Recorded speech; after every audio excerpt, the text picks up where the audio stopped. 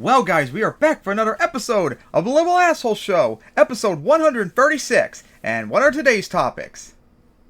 All right, Charlie Kirk wants to rape Taylor Swift. Gavin Newsom imitates Trump. Pro-genocide Zio-Nazi terrorist corporate Democrat Party is dying. Sovereign citizens kill police officers in Victoria. Bob Catter threatens journalist over heritage.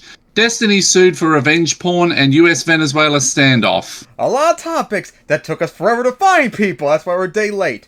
So, what do we get with first? How about we get the stuff you posted first? With the sovereign citizen killing the police officers. Alright, I got all that article loaded up.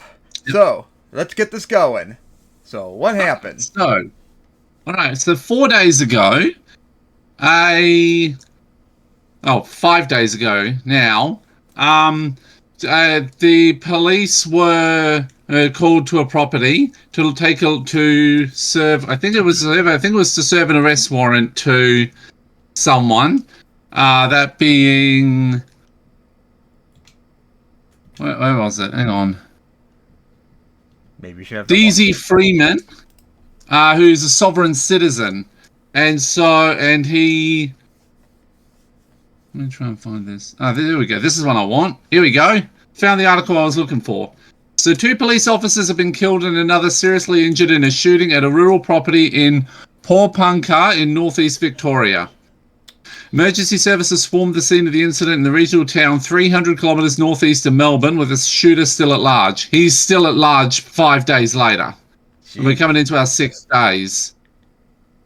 So the ABC has confirmed the name of the alleged gunman as DZ Freeman, a local man in his 50s who identifies himself as a sovereign citizen. They are all over the place. Oh yeah, we've had a couple like that. That's the bad kind of Americanization you're getting. Yeah. But go on. They didn't in this article. They didn't name them, but we know now that they are Detective Leading Senior Constable Neil Thompson and Senior Constable Vadim Diawat. We know them. We thank those courageous officers. In fact, we thank every police officer who comes to work every day to keep their community safe, he said in a press conference at Wangaratta on Tuesday evening. A major search operation remains underway to find the suspect, who was seen escaping into bushland around the property and who police believe is armed with several guns. Chief Commissioner Bush said investigators were determining whether the suspect gunman took weapons off police officers before fleeing, but said he was already heavily armed prior to the incident. He said the address where the shooter... What? But I thought guns were banned down there, remember? That's what. Oh no, we still have guns. So you're saying still have guns. It's just that we don't have more AR-15s than people by a factor of 2 to 1. You're saying conservatives lying again? They lie about pretty well everything. That's their whole purpose, is to lie. Imagine lying about everything every day. Now go on. He said the address where the shootout took place was the residence of Mr. Freeman and his partner and 2 children, who police were also trying to locate. They have since located his partner, so she's now in custody, and a couple others have been as well. My message to that person is give yourself up so that the community can be at peace and we can have this matter resolved peacefully, he said, adding there was no evidence to suggest the shooter had left the Pawnpukka region. The residents have been urged to remain indoors. Chief Commissioner Bush confirmed 10 police officers had attended the property on Rainer Track just after 10:30 a.m. on Tuesday to execute a search warrant over reasons he would not disclose. Sources have told the ABC the warrant was for historical sex offences. It is understood the alleged gunman is part of the sovereign citizen movement, which is steeped in the belief that government and institutions such as courts are illegitimate. A 3rd police officer was also shot in the lower body, sustaining serious injuries. The scene continued to be an active and ongoing incident as of 6:30 p.m. on Tuesday. We are now into Sunday, so we're on to the start of day 6, and we're still looking for him. Earlier in the day, dozens of police officers, several ambulances, and an armoured tactical vehicle were at the site. 2 police helicopters were also seen circling the area. The Alpine Shire Council has closed all of its facilities, including libraries and information centres. Porapunka Primary School Principal Jill Gillis told the ABC the school was placed in lockdown earlier in the day. She said that they were advised to not let the students out at 11:30 a.m. Locals have been sent police warnings about an active armed offender in the area and have been urged to remain indoors until further notice. Police also have asked to not travel to the area. Yeah, so this one's so Porapunka's near Albury Albury's on the coast, on the border between Victoria and New South Wales, or at least near it. And yeah, Porapunka's just a bit south of that. So, a local business owner told the ABC he heard at least 15 police cars driving through the area at about midday. Emily White, manager of the Mount Buffalo Caravan Park on the outskirts of Porapunka, said residents have been told to lock their cars, stay indoors and bunker down about the same time. No one's allowed to leave, she said. There are helicopters. It's pretty intense. Its population, it's tiny. It's only got 1,024 people, according to the latest census. There's more people where I'm at than down there. Holy cow! Oh yeah, that's super rural. Well, remember, there's places in like the Northern Territory and that have literally one family for like 10 kilometers. Which is crazy. Hey, that shows how underpopulated you are for your size. Oh yeah, remember, like over 90% of our population is within an hour's drive of the coast. Mm-hmm.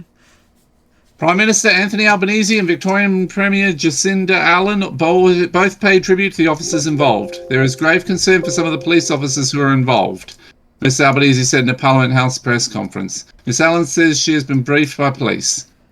Victoria police officers and all our first responders show extraordinary bravery and courage every single day, she said. The Australian Federal Police Association has also expressed solidarity with Victoria Police. Victorian opposition leader Brad Batten also expressed his support. Each and every day Victorian police members go out in the face of danger. Each and every day they know the risks, he said. Today we want to send our thanks to all of them, but more importantly, our thoughts to everyone as the events unfold up north. Australian Federal Police Commissioner Rhys Kershaw said his thoughts were with the wider police community. The Police Association of Victoria said it was supporting the operation. We have sent critical incident support teams to the area to assist and support the impacted members, their families and colleagues. So a bit on this guy. As I said, he's a sovereign citizen. He's called police terrorist thugs. And so... But of course, still not quite yet. No. Sovereign citizens. So we'll do a bit about sovereign citizens here.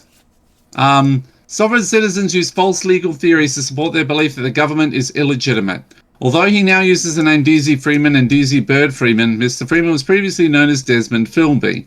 In his most recent legal stoush with Victoria Police, Mr. Freeman took an officer to the Supreme Court last year over the cancellation of his driver's licence for 2 years. Court documents show he represented himself and during the hearing called police friggin' Nazis and terrorist thugs. What's worse than this prosecutor's... That was a good one.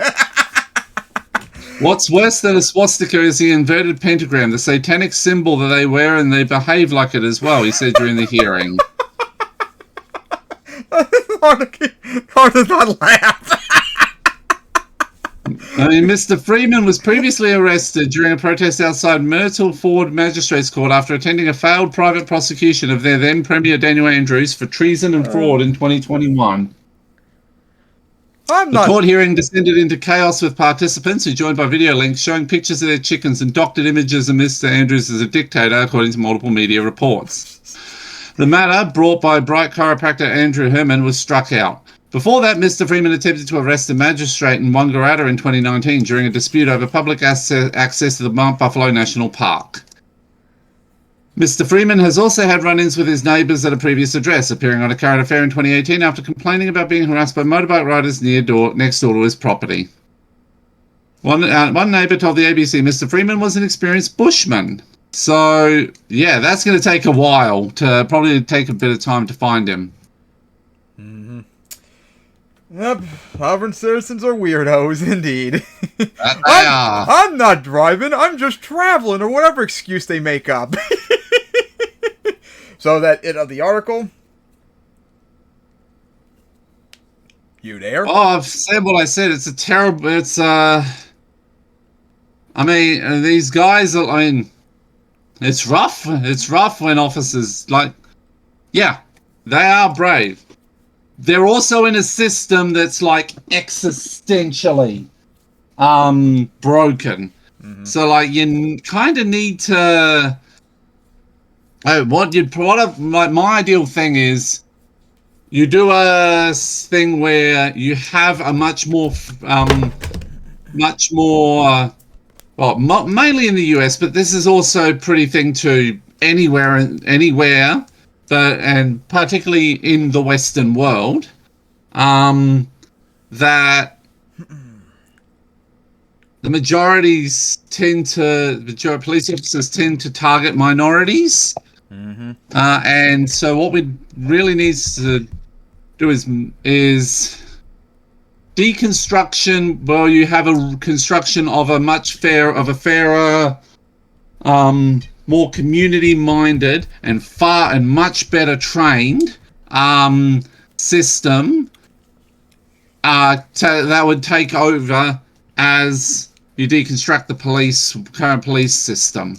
I don't know about that, libtard. That sounds like woke garbage to me. Ah! But yeah, police reform is absolutely needed, people. It's not debatable. Yep. But also, conservatives and all you sovereign citizens, you should always be made fun of because you're all a bunch of violent thugs as always. Ha ha ha ha ha ha. Do we need to remind you all about that sovereign citizen shooting happened like Vegas, whatever, back 10 years ago, remember? That killed 2 cops as well. So yeah, you guys are weirdos and violent. In Australia. So good luck catching them. But hey, remember, we just hate cops because we're progressive, remember? Yes. Even though I promote... The cops themselves, it's the institution that we hate. Yep, and needs reform. But of course, conservatives hate that word so much. So yeah. Yep. Sucks to hear what happened, and hopefully they can catch him and all that. And make fun of sovereign citizens too, because they're weirdos. Alright. So now, I guess, on to the next topic now. What? You were breaking up a lot.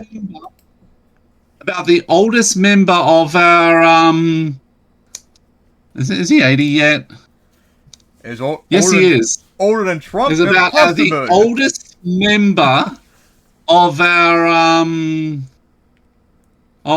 oldest and the longest of Parliament. He's serving parliamentarian. Old man like Biden? And as brain dead as Trump too? No. Really? No, well, if he's got any of that, it's more that he's it's more the propensity to lash out. Like he's always been violent? No, but he's always been weird. He's always been like, you never quite know with him what he's going to be talking about. Sounds like an orangutan. There's a couple of out of context things regarding Bob Catter, but one thing that he is that he's a white nationalist. Of course, why not?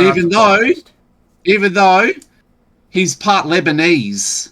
Oh, don't you That's the case. That's the case with all of our white nationalist, white supremacist, neo-Nazi reps and senators, because Pauline Hanson's also part Arab as well. Desperate to be as white as possible. Or maybe they got it from Syrian girl too, remember? What? I remember her, dear God. Oh, jeez. Or maybe from Bad Empanada too. Ooh! I had to go there. So, how crazy is this weirdo? Well, his latest thing is that he threatened a journalist at a press conference in Brisbane. So, federal MP Bob Catter has threatened a journalist with his fist after being asked a question about his Lebanese heritage at a press conference in Brisbane. All I can say is, Bob Catter, you're 80.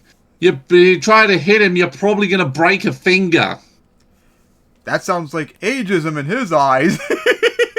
Unfortunately, maybe, but it's also like you tend to get a bit more fragile as you get older. And Catter's 80, so he's done pretty well. He's like I said, he's the longest serving parliamentarian. He's made his own party, and he's in the House of Representatives, so he's getting voted in. by his constituents. So Probably too he's busy. he's got at least that area of Queensland down for him. He's probably too busy thinking of what slur should I use today instead of helping people.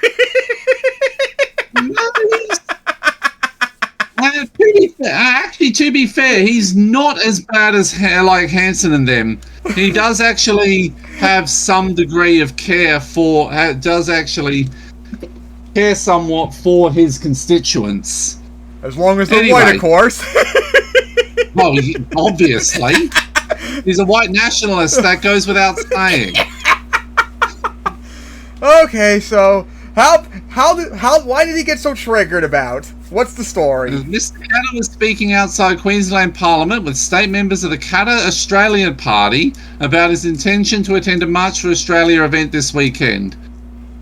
That's a far-right white nationalist rally. Not surprised. Mr. Katter said only migrants from places with democracy, rule of law, Christianity or a similar religion, industrial awards and egalitarian traditions should be welcome in Australia. If they don't tick the boxes, they don't come here, he said. You do know that's not really Lebanon. No? So, I guess you can't be here, pal. He'll use the period, he'll use how long his family's been here as an excuse. Yep, Lebanon doesn't meet those boxes. Mr. Katter claimed he had not seen a migrant in his community for 20 years and he would only welcome migrants to the community depending on where they are coming from. Racist as fuck. Quote. Here's the quote. Oh, jeez. Channel 9 journalist John Barvers began to ask Mr. Katter a question about his Lebanese heritage before he was cut off. Don't say that, because that irritates me, and I've punched blokes in the mouth for saying that. Don't you say that. My family's been here for 140 years, Mr. Katter shouted. I have on many occasions punched blokes in the mouth. I'm restraining myself today. Don't say it. Oh, boo-hoo. Now, Another journalist then asked Mr. Katter what was wrong with that line of questioning. I'm not dealing with a subject, Mr. Katter said. I'm an Australian. My family's been here since the dawn of time. That's the end of it. Even if my family had only been here 10 minutes, no one has the right to say what he just said. Oh my God, what a snowflake! I would say in a recent episode of Katter, Pauline Hanson handled the discovery that she was part Arab better than you did about a single question about the fact you're part Arab, you're part Leb. You would think it would be smart. At least Pauline Hanson. At least when Pauline discovered that, she was like, "Oh," and she was more like, "Oh, okay." And went off on a brief racist tangent, but it wasn't like, I am not Arab, I am not She just as quietly said, oh, and then quick racist tangent about Arabs, and then left it at that. You would think these idiots would be smart enough to make the argument, because it used to be a historical argument too that Arabs were also considered white, remember? But they're too stupid to even do that. I think that was from the old days of that. I think that was possibly from back during the Ottoman Empire. Yep. You would think they'd be smart enough, but of course conservatives and racists can't be smart. Nope. They can't even make that simple argument. A recent episode of Australian Story, Mr. Katter's sister Geraldine O'Brien referenced their grandfather who had migrated to Australia. The family story is that my grandfather came from Lebanon when he was in his early teens, she said. So my father became Carl Katter. Carl Robert Katter arrived in Australia in the late 1800s. On Thursday, another journalist then asked a member of Kennedy how he could say he did not want migrants from certain communities to come from Australia while supporting others who accepted his vision of being Australian. They don't become Australians, they hate Australians, he said. Mr. Katter then claimed that 92% of people migrating to Australia moved to either Sydney or Melbourne over the past 12 years. Do you see them mixing with other Australians, dressing like other Australians, being friendly with other Australians, being in the local Lions Club? Do you see that? He asked. You don't want to become an Australian. You've got to get the hell out of this country. Oh, good dose of racism there. Of course. Harvison tried to ask Mr. Katter another question. There are people who have come from other countries, like yourselves, like your family, that have good values, Barver said before being cut off by Mr. Katter again. Oh, don't say that because you're a racist, Mr. Katter said, getting up from Barver's face and pointing his finger. You're a racist. You cannot say what you've just said without being identified as a racist. What? Yeah. Mr. Catter continued to wave his fist in Barvis's face while he spoke. Oh my god, what logic? Oh, it's right. Racists don't have logic. What? What? I don't even know what I'm hearing from this weirdo. I know, right? In a statement released on Thursday afternoon, Barvis described the press conference as extraordinary. I'll quote, "I was trying to ask a question about the value migrant Australian families, including the Catters and my own family, bring to this nation through shared values. In my near 20 years of journalism, I've never experienced that kind of reaction from an elected representative." Channel 9 Executive Director of News and Current Affairs, Fiona Deer, said Mr. Catter's aggressive behaviour and threats were, quote, "unacceptable. His baseless and offensive accusation of racism is an irresponsible attempt to shut down a legitimate line of questioning and warrants a public apology from Mr. Catter," she said in a statement. Mr. Catter earlier on Thursday used a social media post to call for an apology from Barvis. "To be seen as anything other than Australian is highly insulting to me and I demand an apology," he said. I have a question. Does he know anyone called Aboriginal? Well, it probably does know a couple of people, but he probably just yells at them and calls them stinky and calls them slurs. That's what I was about to say next. Does he call him a slur? Good, decent chance he does. Maybe he's jealous that they're more Australian than he is. They're the original Australians. They've been around for 65,000 years. At least in the north. I wonder what conservatives would say about Native Americans being the real Americans. Ooh. They lose their shit whenever that happens. You know that. You've seen it. Yep, and it's fun making fun of them. Just like it's fun making fun of them down there, too. Oh, yes. Someone should bring that up. Do you know what an Aboriginal is and see how violent he gets? How much you want to bet he'll call for just holocausting them? Nah, well, he knows not to go that far. I mean, we kind of already did, though, remember? Which you probably happy about. That was Fraser Anning of Pauline Hanson's White Nation. And I bet you that Pauline pulled him aside afterwards and said, "You got to learn how to dog whistle." Racists have a hard time dog whistling. They're too stupid, remember? Yeah, well, Pauline Hanson in particular is particularly stupid, so... Let's keep going on laughing at this crap. The Media, Entertainment and Arts Alliance also issued a statement in support of Barvis. Casey Derrick, director of the media section of the MEAA, said media representatives had a right to be safe in their workplaces. Journalists attending news conferences to conduct interviews of our elected politicians have an important job to do, and under no circumstances should they be subjected to violence or threats of violence. Following the exchange, member for Hinchbrook, Nick Danetto, told Mr. Catter's son Robbie to shut the press conference down. "With all due respect, I think you have offended Mr. Catter, so I think he has every intention of being offensive back," he told Barvis. When asked how Mr. Catter had been offended, Mr. Netto said, "You haven't listened to his answer." I don't know, that sounds like Karen crap. I would say, you're salty, but if you're a snowflake, you'll melt the salt, so... Yeah. Because as we know from Salt Cure, using salt is apparently a rock-type move. Which is super effective against the snowflake ice. You're like, snowflake, what's that down here? We don't get that, probably. You do. We've got big enough mountains in Victoria and New South Wales to get them. Yep, I heard New Zealand or somewhere down there had a huge snowstorm recently, and I'm jealous. But let's go on, continue laughing at this idiot. The Victorian Alps are getting big snow things as well. That's right, rub it and make me jealous. Just a few. And don't worry, I've seen ice. I've seen snow. I haven't experienced it. Just so. Imagine back in the winter of 2009-2010 when you had 3 blizzards, 2 of them back-to-back weeks. Damn. I know, are you jealous or scared? a little jealous. I'd like to have actually felt snow. But were you jealous when I told you back in January that April's like 10 degrees every night? Nah, that's actually pretty good for me.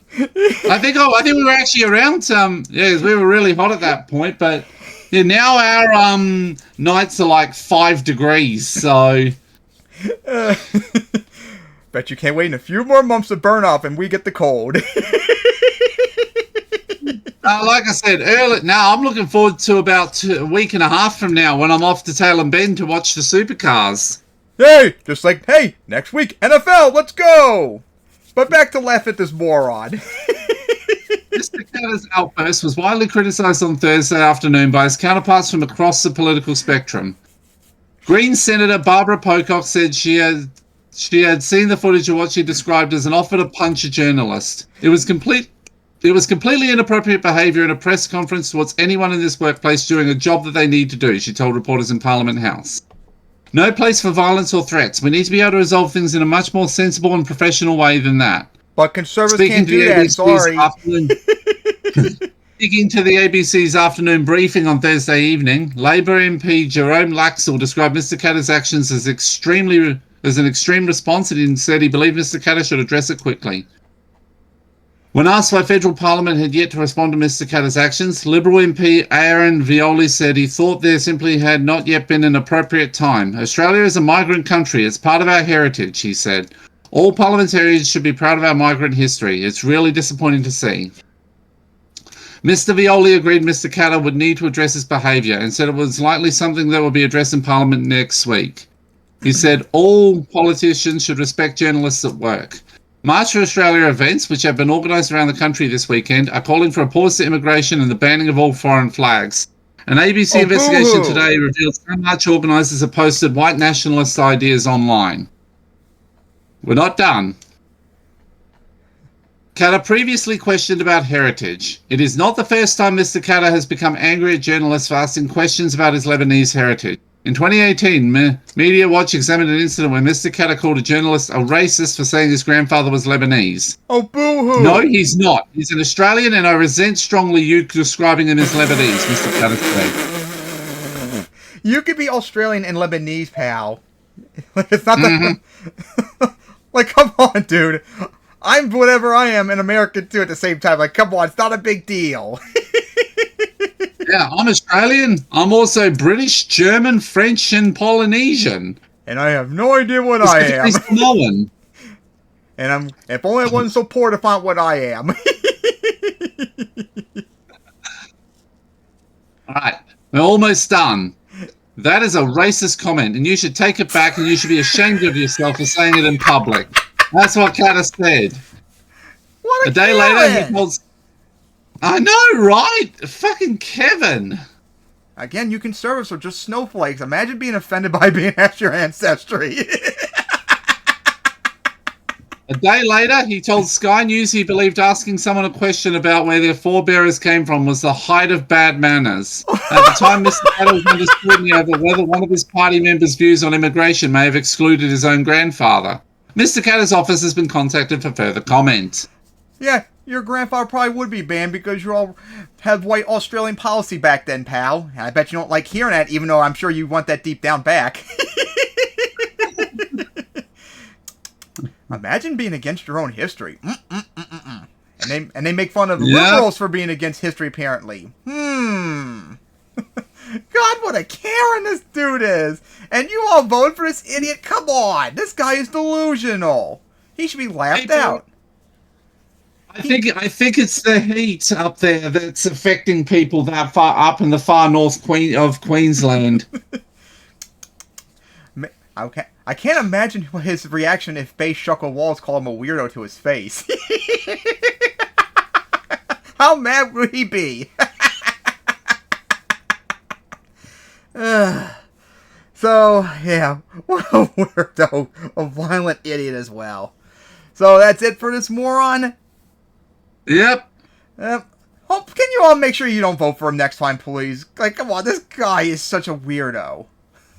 Or maybe, I guess I'm going to be mean to say this, he's old, maybe he'll just drop dead eventually. Like, Alright, so now with that out of the way, on to the next topic. The last of the article ones. And it's the Destiny sued for revenge porn one. okay, pals, I heard about this, but I was too busy doing stuff the entire week. I heard that Destiny was accused of being a pedo and all that. Now, you actually read up, so what's this all about? Alright. 36-year-old social media star Destiny, real name Stephen Bonnell III. Is a prominent gamer on the platform who is more than yada yada yada. The streamer, who is from Florida, appeared on Piers Morgan Donald Trump social media. Now he's been accused of revenge porn according to Mail Online. He has denied the accusations against him and claims the content was made public in a leak. One of the complainants, who is a woman in her 20s who goes by Pixie Love Online, sued Bonnell last week for $2.15 million, claiming he leaked videos of himself having sex with her when she was about 21. She said that she was left feeling suicidal after the video was viewed more than 70,000 times on porn websites.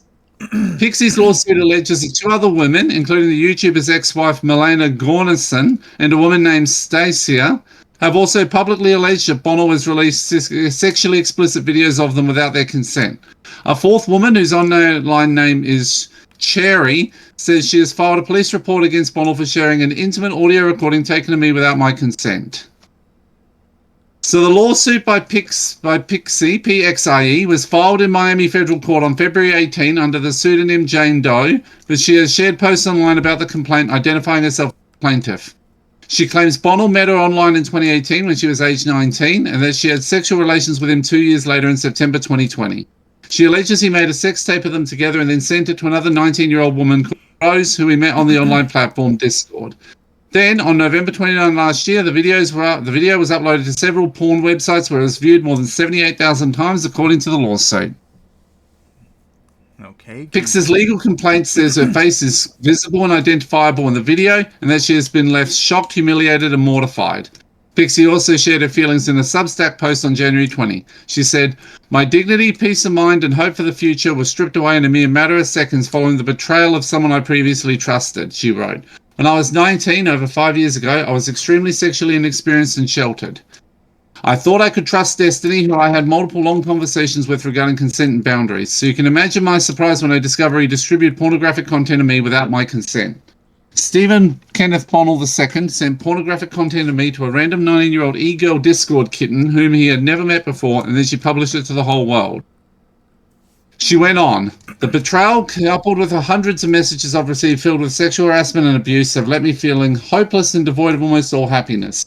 The only thing that has kept me going is the hope that I can bring this man to justice and have him face legal consequences for his action."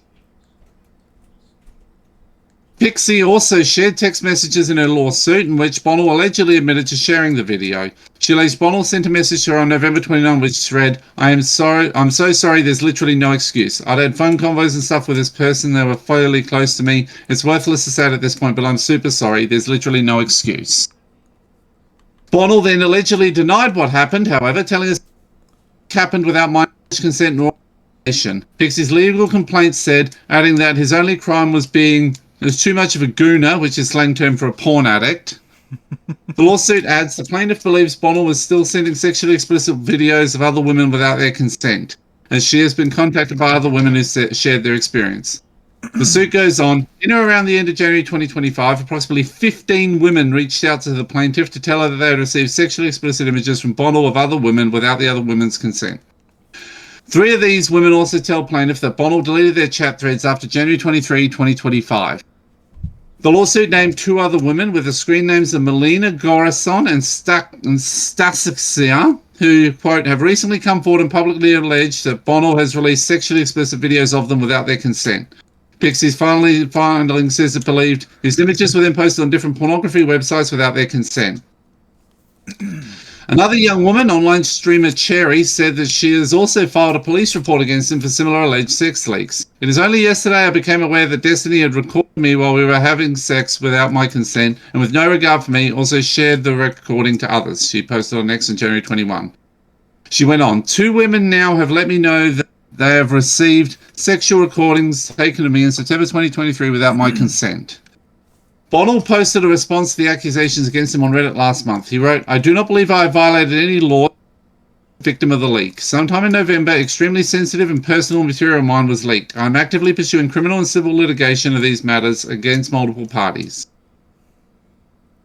Bonnell said he kept silent until January because Pixie asked him to. He added, "Speaking publicly about these materials brings more attention to them, which harms all the victims involved," the influencer said. He told Pixie she had every right to pursue a legal course of action, and at no stage did he try to convince her otherwise.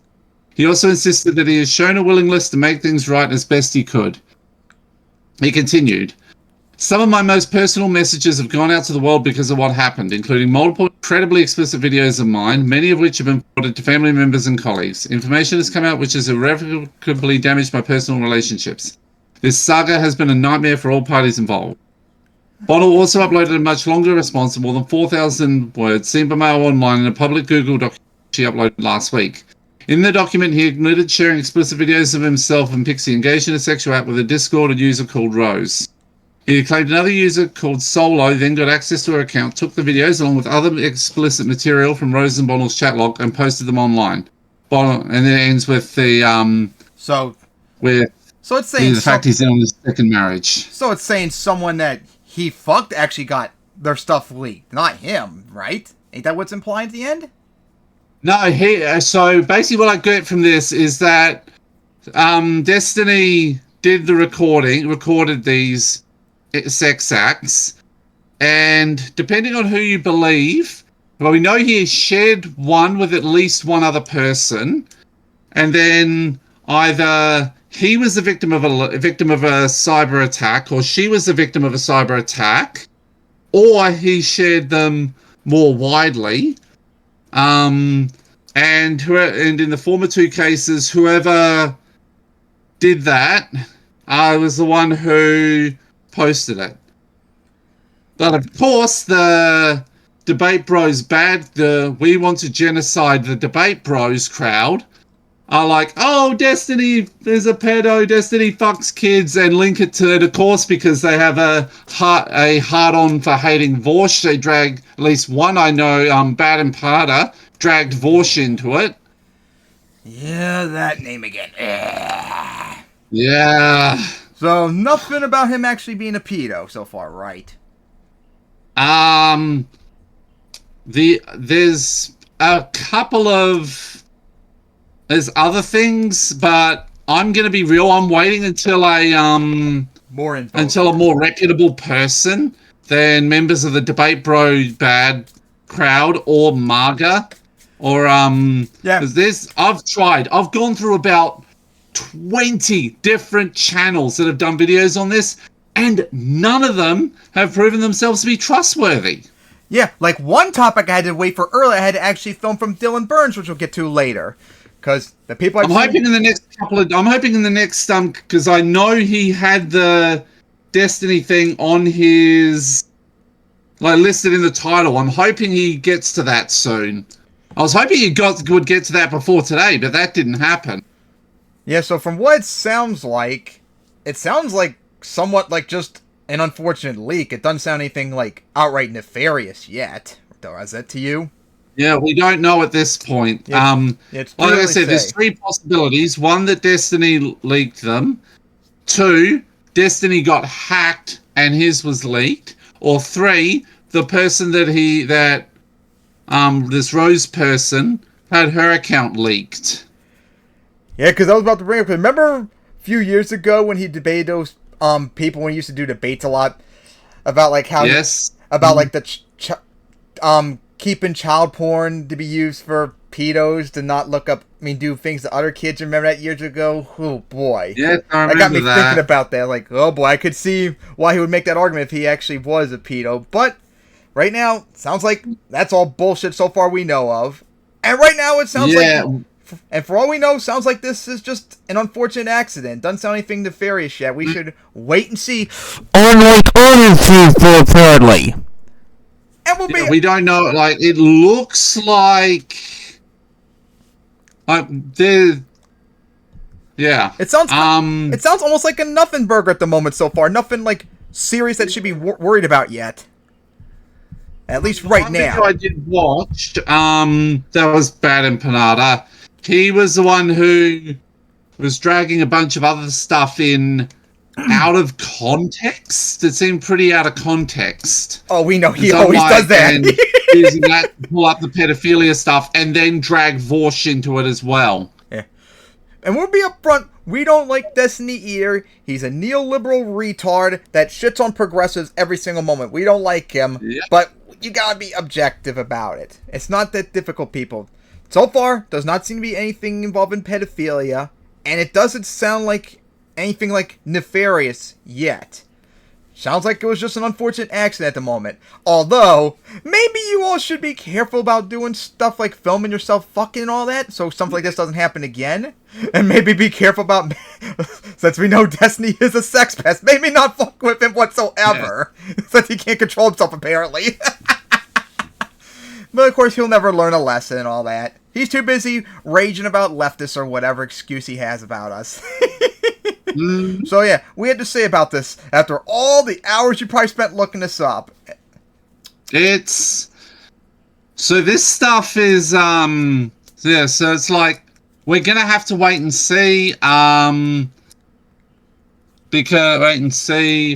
hope that I'm kind of waiting on this Dylan Burns one of Destiny to see what oh yeah, I didn't watch that stream yet. Maybe you should send it to me if in your history. I can't find it. I can't find it, so I've tried to find it and I can't. I've got to wait until all the pieces go up and hope that it's there. Because I had to go on my history, go watch Dylan Burns stream last night since he had him unlisted, and download it and edit out the clip I wanted to talk about. So maybe if you go in your history, you'll find it. No, I never wound up clicking on it. Oh. Which now I come to think about it, I definitely should have. Yeah, because that was the only reason I was able to get the clip I wanted to play here, because I saw his stream last night, and I had to clip it out because he didn't do that. I'm not going to go through a 4-hour stream just to get to that part. So yeah, I guess the main part of the story is, how about you all wait when you cover stuff and stop, like, making, I don't want to say make crap up about Destiny yet, because who knows, I want to say he's not a pedo yet until all the evidence is clear or not, but how about you just wait and read all the evidence before talking about crap about people, please? Like, it's, even if you don't like him, which we don't like him either, you gotta be objective about it. So far, it sounds like nothing nefarious yet, so just wait until we learn more about it, people. That's how we always do here. Wait. It's better to be late than correct, and than early and wrong. It shouldn't be that hard, people. Alright, so I think we should get to that Dylan Burns clip since I just brought that up. Yeah. So, of course. Go right ahead. And it's about the U.S.-Venezuela standoff recently. So, for all of you don't know, like within the last week, America has been having warships, not in Venezuela's territorial water, like out in the Caribbean, like still in international water. And they have, I believe it was like 4,500 Marines on them and such like that.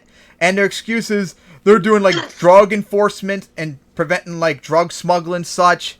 Now, of course, a lot of people, including you, Kyle, have freaked out like he's going to go to war with Venezuela and all that. And when I first read it, I was like, Kyle, it's only like a few ships and 4,500 Marines. That is way too small to do any sort of invasion with Venezuela. Yes, I know Trump has tried to overthrow Maduro, and we know he tried to start war with them in 2019, all that. I get that and understand, but you have to also be like a little bit more objective about it, and it pissed me off so much. I wanted to talk about it, but I couldn't find a single like progressive that was like rational about this. But thankfully, the only like sane progressive on foreign policy, Dylan Burns, finally covered it. And of course, as no surprise, he covered it with way less like hyperbolic, extremic rhetoric and such. Was just calm and just stated the facts and all that. And it was so refreshing. So how about we watch his take on it, since he knows what he's talking about, unlike other people apparently. So here we go. And I had to download his stream, which I saw last night, cut the part out where he talked about this, edit and then upload to my channel, and unlist it so we can watch it. So here we go. Okay, so right now, there are 4,000 U.S. sailors and soldiers headed towards the coasts of Venezuela. They are sent there in gunboats. They are sent there in helicopters. They include sailors and 2,200 U.S. Marines. Now, the reason that the U.S. government is giving for sending these ships over there is for drug enforcement. The U.S. government says that the government of Venezuela is in deep with drug cartels in order to finance the government of Nicolas Maduro, which Caroline Leavitt and many others continue to assert to the press is not only the illegitimate government of Venezuela due to the sham elections that they had very recently, where Joe Biden was making attempts to see if, well, maybe we could start working with Venezuela if they had a legitimate election. None of that ever saw any fruition. And that doesn't mean we overthrow them either, you retards. Instead, we had a sham election. Nicolas Maduro is still in power, and there were brutal crackdowns around the people who protested how the election was, well, not 100% of the most credibility. But all of that didn't lead to a change in the government. Nicolas Maduro is still in power, and his grip on power has not slipped extremely when it comes to control of institutions or control of the armed forces. When it comes to holding the positions of power in society, it hasn't slipped. When it comes to public sentiment, yeah, his base has shrunk significantly. But he still holds control of the different institutions of power. So, they send these boats down there. It's happening right now. They haven't reached the coast of Venezuela, but they're on path to Venezuela. And the government of Nicolas Maduro has reacted to the statement of them saying, hey, we're going to send these ships down there, saying there's a possibility of U.S. invasion. People need to rally around the flag. This is not a moment for people to be divided. We need to show unity as a nation.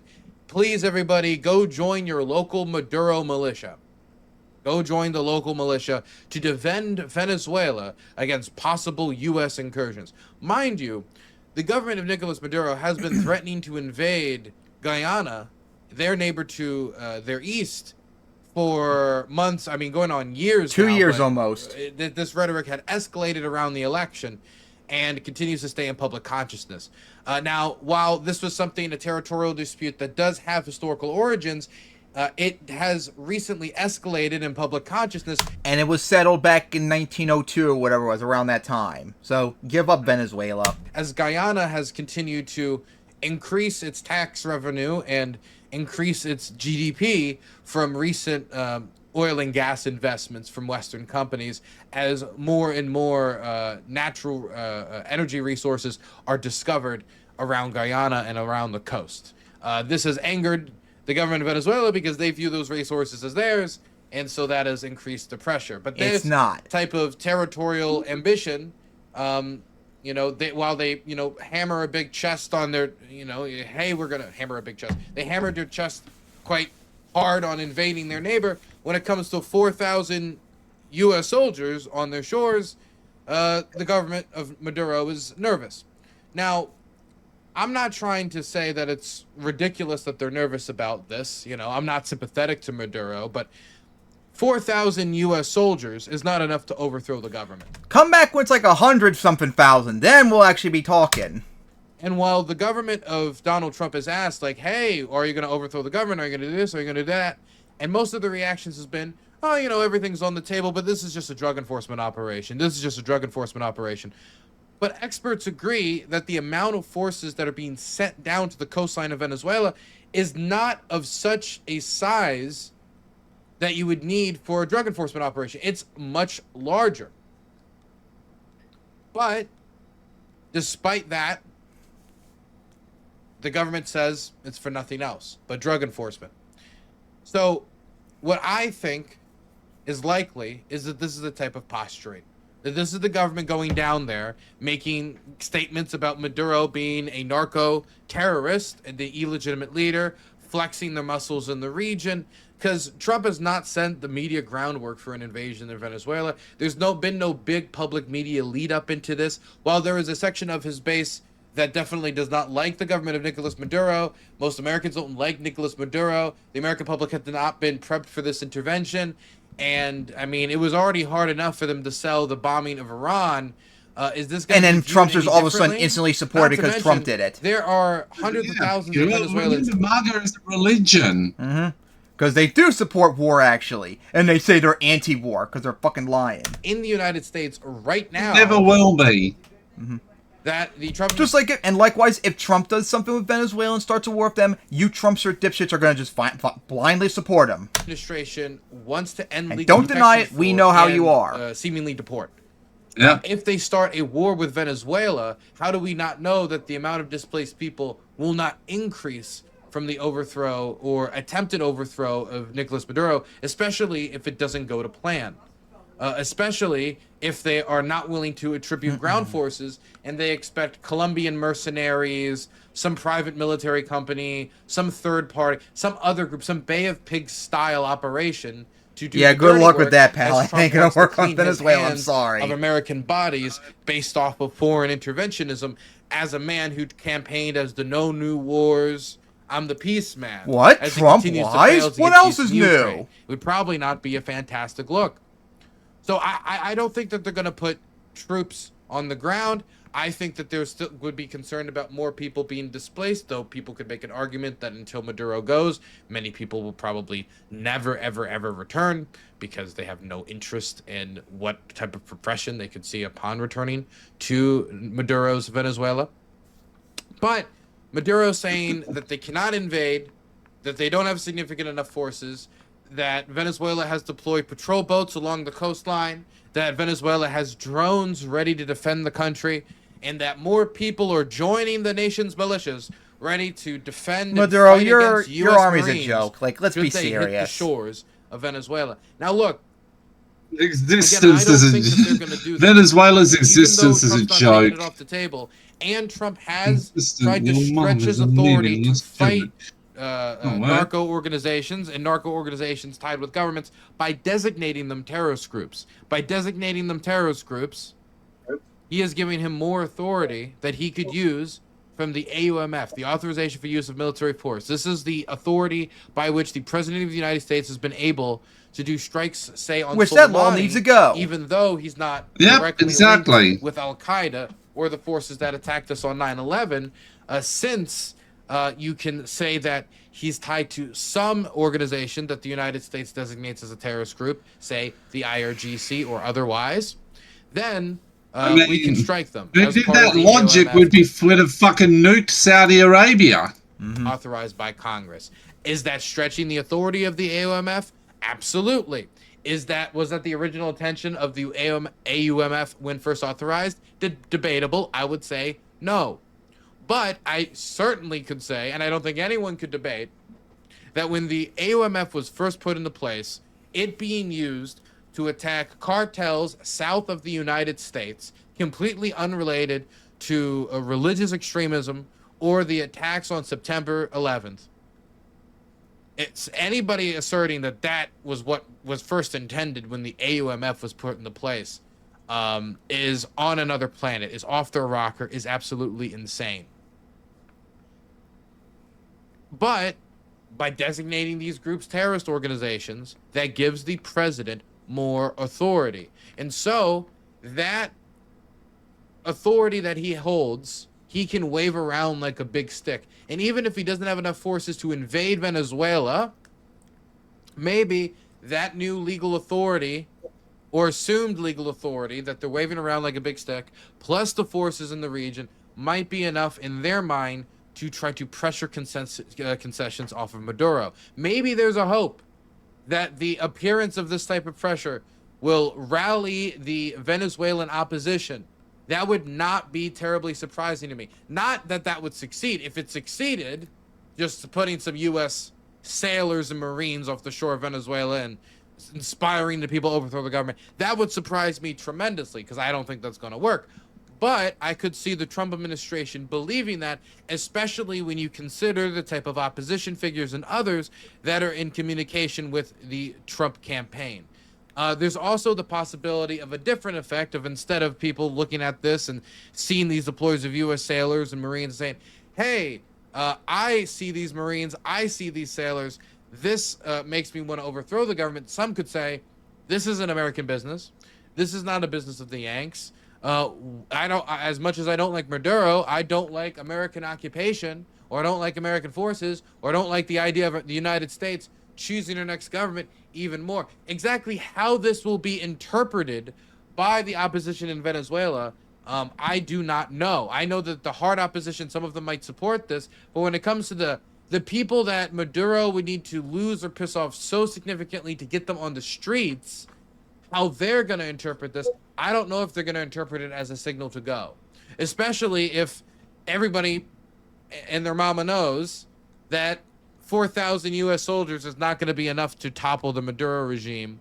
There would need to be a separate significant force. Whether or not you could cobble together some combination of opposition militias, Colombian mercenaries, U.S. military contractors, and whoever, in order to get some sort of ground force that could be then supported by American air power and naval power, I don't know. I really can't tell you.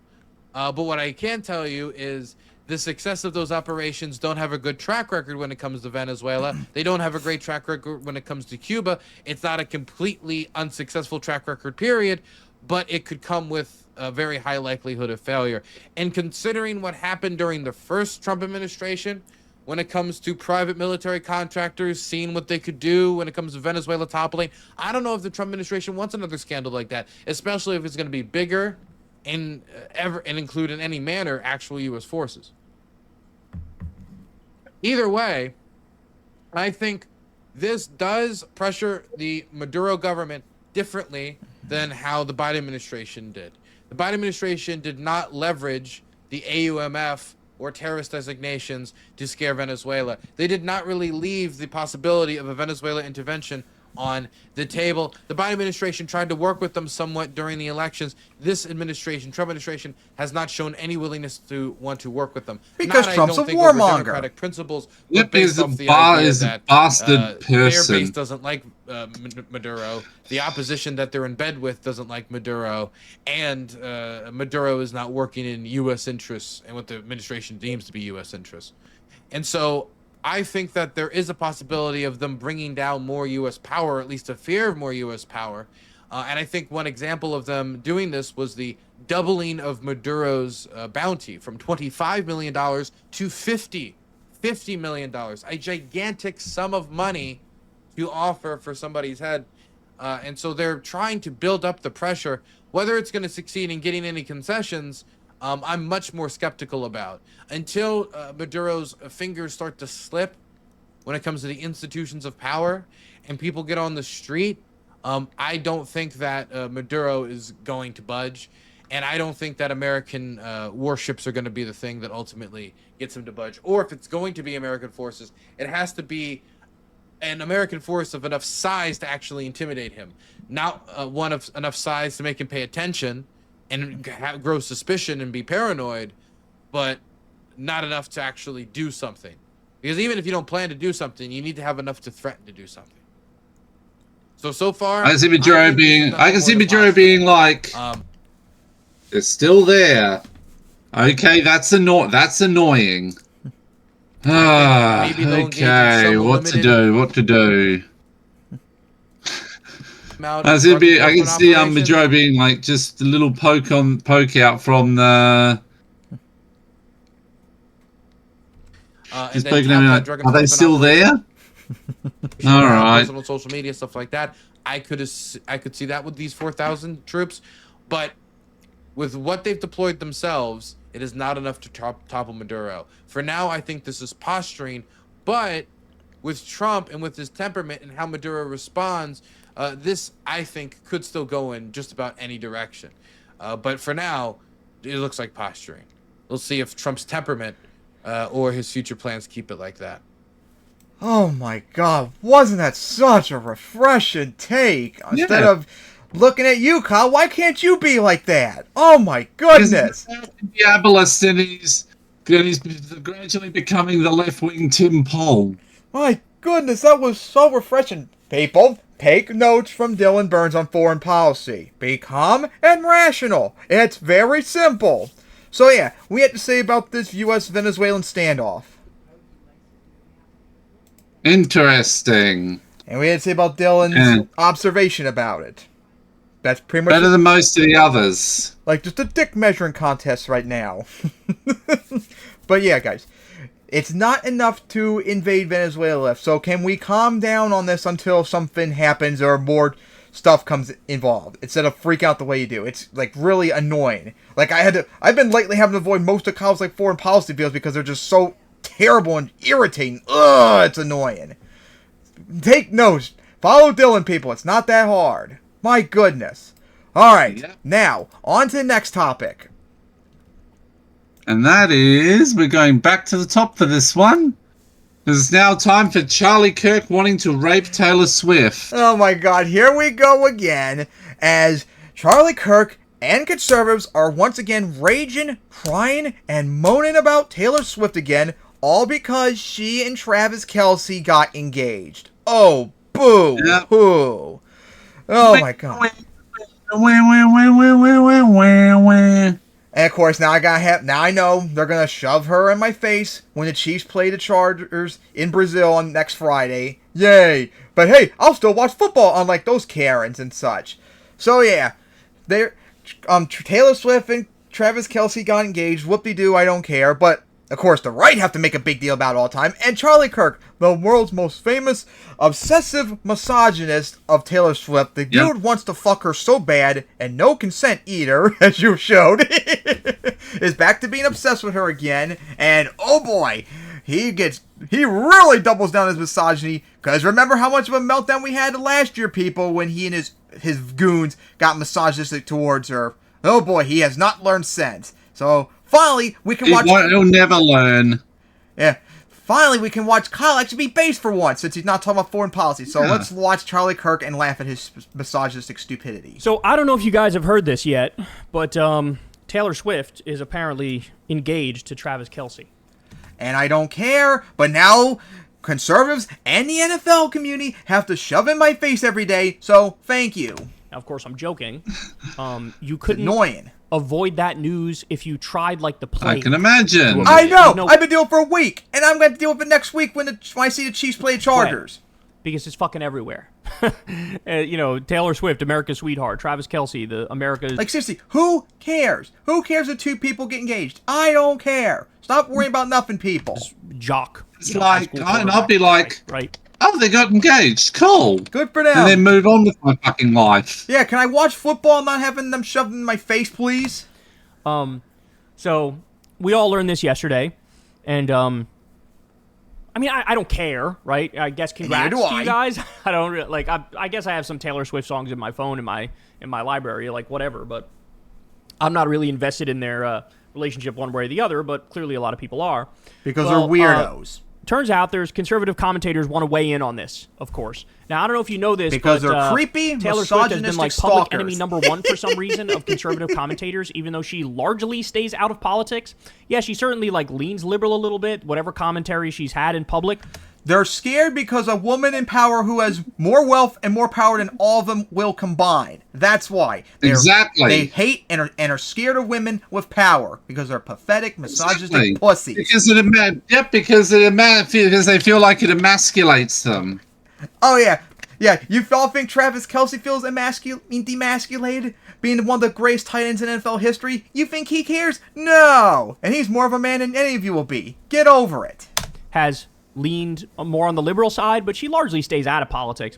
Doesn't matter. That's enough for these people to crusade against her. So in step, because they're snowflakes. This disgusting weirdo. Oh, hello, Kirk, babyface Kirk. Whose face appears to be growing by the day. I don't know how that's happened. Did I tell you something really weird about Kirk before? Do you remember? No. What if I told you he's 2 weeks older than me? Oh, God. What happened? How are you 2 weeks older than me, yet you turned out this way, unlike me? But it is. And he's going to do a...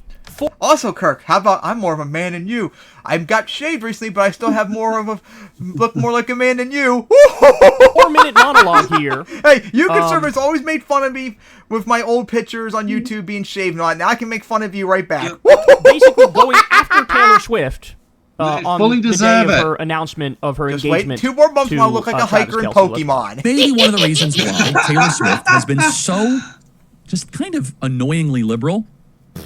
You're annoyed by Taylor Swift. I'm annoyed by you guys being annoyed by her, which then shoves it into my face. How about that one? You make my days miserable when I just want to watch NFL. Over the last couple of years is that she's not yet married and she doesn't have children. Boo-hoo. Big deal.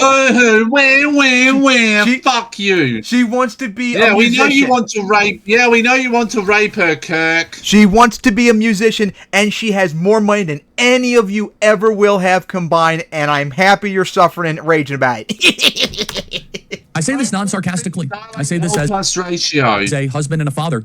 Having children changes you. Getting married changes you. When I Good for you. Not everyone wants that, though. got married and had kids, I moved further left. Although, Kyle, they would say you don't count because you're a stepdad, remember? You know conservatives do not like step-parents. Conservatives do not like step-parents, Kyle. You know that. That's what happened to me. Because now you look around and you go, holy fucking shit. So, when it was just me, yeah, shit was fucked up and shit was bad. But, you know, I'm going to be around, 80 years, 85 years, something like that, if I'm lucky, 90, right? And then I'm out this bitch. But now you got to worry about 85 years and you'll still probably be battling for policy. For the next 160 years, right? And that's when you go, oh my God, we're doing fuck all about climate change. Nothing. In fact, we're making it worse by the day. This could be catastrophic. Yes, because the fossil fuel companies want to turn Earth into Venus. And Trump helps them. What happens with sea level rise? What happens with refugees because of climate disasters? What happens when... And then conservatives also get mad when they sometimes want to do green energy because capitalism. About long-term shit like that. Seems like they're anti-capitalists. As you get married, you become more conservative. You fucking made that up.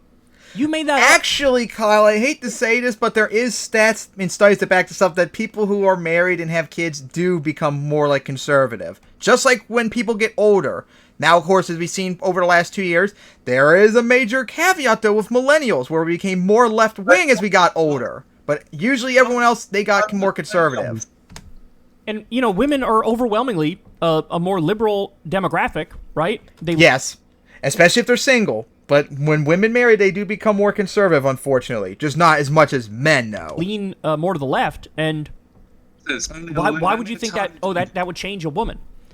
I shouldn't say that. Maybe there's some data that I haven't seen. Maybe there is, Kyle. Unfortunately, it's true. But this is like that dumb saying, like, oh, the older you get, the more conservative you get. That is true, except for millennials. If you're young and you're it used to be true, but it's not really true now. If you're old and you're not conservative, you don't have a brain. That's how the saying goes. And it's like, no, you guys are the true fucking idiots. You've always been and you always will be. And as I've gotten older, I've gone more left.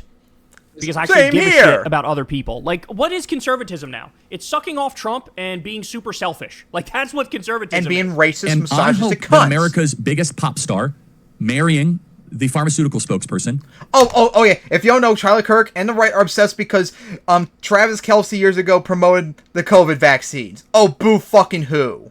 Ends up... Always comes back to anti-vax. Did he, like, promote the COVID vaccine or something? And now you're calling him the pharmaceutical spokesperson? Is that what it is? You do know, Kirk, that there were a lot of NFL players that were not pro the COVID vaccines, right? Aaron Rodgers, Kirk Cousins, and all them. You're making a big deal because one actually was on the right side for once. Like, come on. People did not die from COVID-19. Hey, at least he didn't miss a game due to COVID, unlike those two. Police said, hey, go get the vaccine. Okay. Taylor Swift might de-radicalize herself. She's not a radical, you retard. You're the radical. Come back down to reality. I want them to have lots of children. Well, she's 35, soon to be 36, so I doubt that. But who cares if she does or not? Why does it matter to you? You're a weirdo. Teaches you something about yourself. Deep down, I think Taylor Swift actually was raised as a conservative that has gotten kind of caught up in this metropolitan liberal stuff, and she doesn't quite have an attachment to the conservative backbone that she was raised in, but this might... Maybe she just thinks it's stupid. How about that one? Reattach her in the best possible way. And I'm not saying this sarcastically. I've seen this happen time and time again. When people start to get married and have children, it starts to change your politics. It starts to clarify... It won't change mine, it won't change yours, and I doubt it'll change hers either, so cope. Your worldview. Exactly. And for Taylor Swift, who obviously is very popular and incredibly supported... Yeah, and you're very jealous and hurt deep down because you're tiny dick. You have a tiny dick like Trump on South Park. Swift might go from a cat lady to a JD Vance supporter. And I think Oh, cat lady. Oh, yeah, sure, pal. Yeah. Yeah. we should celebrate that. Misogyny much? I think that Taylor Swift having 2 or 3 children, she should have more children than she has houses. That is my challenge, Taylor Swift. And I'm not being sarcastic. I think that if she Why are you so obsessed with her having kids? You're such a weirdo. Because he wants to rape her, that's why. Exactly. You think... Here's the thing, though. You think Kelsey's a cuck, pal? No, I think you're the cuck, actually. children, she'll stop this kind of liberal endorsing Joe Biden nonsense. And Biden's not running anymore, so why you so care about that? Oh, yeah. Remember when you all said that after the Chiefs won the Super Bowl, they were going to get engaged right after the Super Bowl, when they last won 2023, and they were going to endorse Biden? How come that never happened? Maybe you're full of shit as always. Want Taylor Swift on Team America. It's because they're full of more shit than a backed up toilet. The island of the wokies.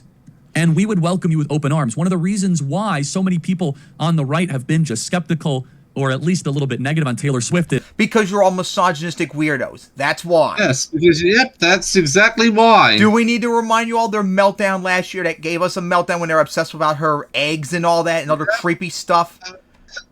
May I remind you that was like one of the top 5 angry moments for us? Is up until this point, that's not a great role model for young women to wait. She's a better role model than you ever will be, and any conservative women you bring up, not even close. You know who's a better role model? As I said, she's a really good role model, minus going through quite a few boyfriends. And her private plane usage. But I know a better role model for you, Kirk, and she's a hardcore Christian too. Are you ready? Her name is Ayaka Hidaka, but then you wouldn't like her because she's progressive. All the way until you're 35. And she will beat Charlie Kirk to death with her Bible. There's a great chance to change that. It's a great chance for Taylor Swift now to... Why would that be bad? I don't understand these people. Oh, you got married in your 30s instead of in your 20s. Like, if anything, look, I'm just guessing here, but my guess is marriages that happen when they're in their 30s, these are people who are older, they have more experience, they know themselves better, they know what they like and they don't like better, they know who they match with and don't match with better, and like, that would provide a more stable relationship. If you just get married to your college sweetheart, you don't really know yourself. You're not really old enough. You don't have enough life experience. I'm not saying it's never going to work out. Sometimes it might work out, but many times it won't. And so again, this he's just making shit up. By the way, I also looked it up because I wanted to know. Do people become more conservative when they get married? People don't automatically become more conservative when they get married. Okay. Are you using AI stuff on Google, Kyle? Married individuals tend to lean more conservative over time compared to their single counterparts, often due to factors like prioritizing stability, family values, or economic responsibilities. But that's the thing, like, in what sense are Republicans promoting stability? Trump is launching a trade war against all of our fucking allies. Unfortunately, Kyle, Americans are too stupid and they do think they're pro-stability for whatever reason. And making them hate us and run into the loving arms of China. Family values, Trump had sex with what? Yeah, most of our allies will not go with China, though, more, Kyle. Fucking prostitutes. He's on the fucking Epstein list. Lord knows what the fuck else he's been involved in. I mean, we got over 30 different, assault allegations against him, sexual harassment allegations against him. That's our liberal cunts making that up, don't you know, Kyle? A billionaire real estate nepotism baby developer from New York who was on TV and is clearly a fucking sex and stimulant addict. I can't. Get married and have a ton of children. You can certainly afford it, Taylor. And Taylor Swift has been all, through America and the ups and the downs. And if you feel that violent shaking in your home, that is the earthquake of the pop culture. If you hear that high-pitched scream, those are the young ladies on your block screaming. And honestly, Pfizer pays well, baby. Will you shut up about your obsession with Kelsey? My God. I know you're jealous that you'll never be a good NFL player like him. And all that, but God, just stop the jealousy. I mean, Pfizer pays the bills. That is quite a ring, Mr. Kelsey. I'm impressed. I'm pretty sure Swift makes more money in that relationship, and I'm sure Kelsey makes more money playing in the NFL than he does that Pfizer thing, Hal. How about that one? I got to be honest. Yeah. We don't know exactly how much Pfizer paid you to peddle that product, but boy, you brought in the Benjamins, sir. That is some impressive carrots right there. That right I bet you his free Super Bowl ring probably have more carrots in him than that one. there has no zip code. I'm impressed. All kidding and sarcasm aside. That was all? Wait, that was sarcasm? I sure didn't tell. Did you know it was sarcasm? That sounded like he was legit angry to me. That's what I was thinking. And I'm also looking up Sports Track, which is the main site you can look up NFL players' contracts. And I'm looking up Kelsey because at the end, after the 2023 season, he signed a 2-year extension with the Chiefs. So in 2025, his base salary, he's going to be making $4.5 million over this upcoming year. And he has a bonus. I mean, he can get guaranteed bonuses up to $13 million almost. So yeah, he's on track to make almost $20 million this year. And that's before even the playoffs, which they're going to get even more money if they make the playoffs. So yeah, Kirk, I think he makes more money this year playing on the Chiefs than he did that Pfizer contract. So can you shut up with your obsession over it? Supposed to be a joke. That was good. Good, Charlie. Good stuff. Don't talk about NFL unless you know about, like, this fat fuck here. This is something that I hope will make Taylor Swift more conservative. Sure, pal. Engage in reality more and get outside of the abstract You're not in reality, you ugly retard. clouds. Reject feminism. Reject feminism. No, feminism is base, so deal with it. Submit to your husband, Taylor. Oh yeah, submit to your husband. Again, pal, everyone, misogyny deep down. She has to submit. Yeah, exactly, they're all like that. Submit to your spouse. Sorry, how about no? Except in bed when it comes to me. But otherwise, no submission, period. What am I gonna do with these people, man? You're just Charlie a misogynistic weirdo. Like little And they always are, always have been, always will be. Fucking... That's their job, to be misogynistic weirdos. I can't wait till we see the video leak of Kirk being a misogynistic weirdo to his waifu, like Steven Crowder was, smoking in front of her and being a prick to her. I cannot wait to see it. Titled spoiled brat pricks who are like, why don't you submit to me? I'm the man. Submit to me. Like, what the fuck? What the fuck have you done to earn anybody fucking submitting to you? Just your very existence, just because you have a see dick. anything. It's so small. You think, oh, women need to submit to me because I'm a big, strong man. I Kirk bring the will be money like, home. I'm gonna fucking sue you. That's changing too as time goes by. A lot of women, have jobs, and some of them may earn more than their male counterparts. And in this case, Taylor Swift makes more than Kelsey, especially since he'll probably retire at the end of this year. Whatever happened to fucking just old school egalitarian? Yes, they do. Isn't that just always common sense? do. Like, hey, you're a person, I'm a person. We're all trying our best. Let's treat each other equally. But And let's go do Kyle, our thing. conservatives Do we get along? don't like Do we have fun? egalitarianism, Is there remember? chemistry? Great, let's do it.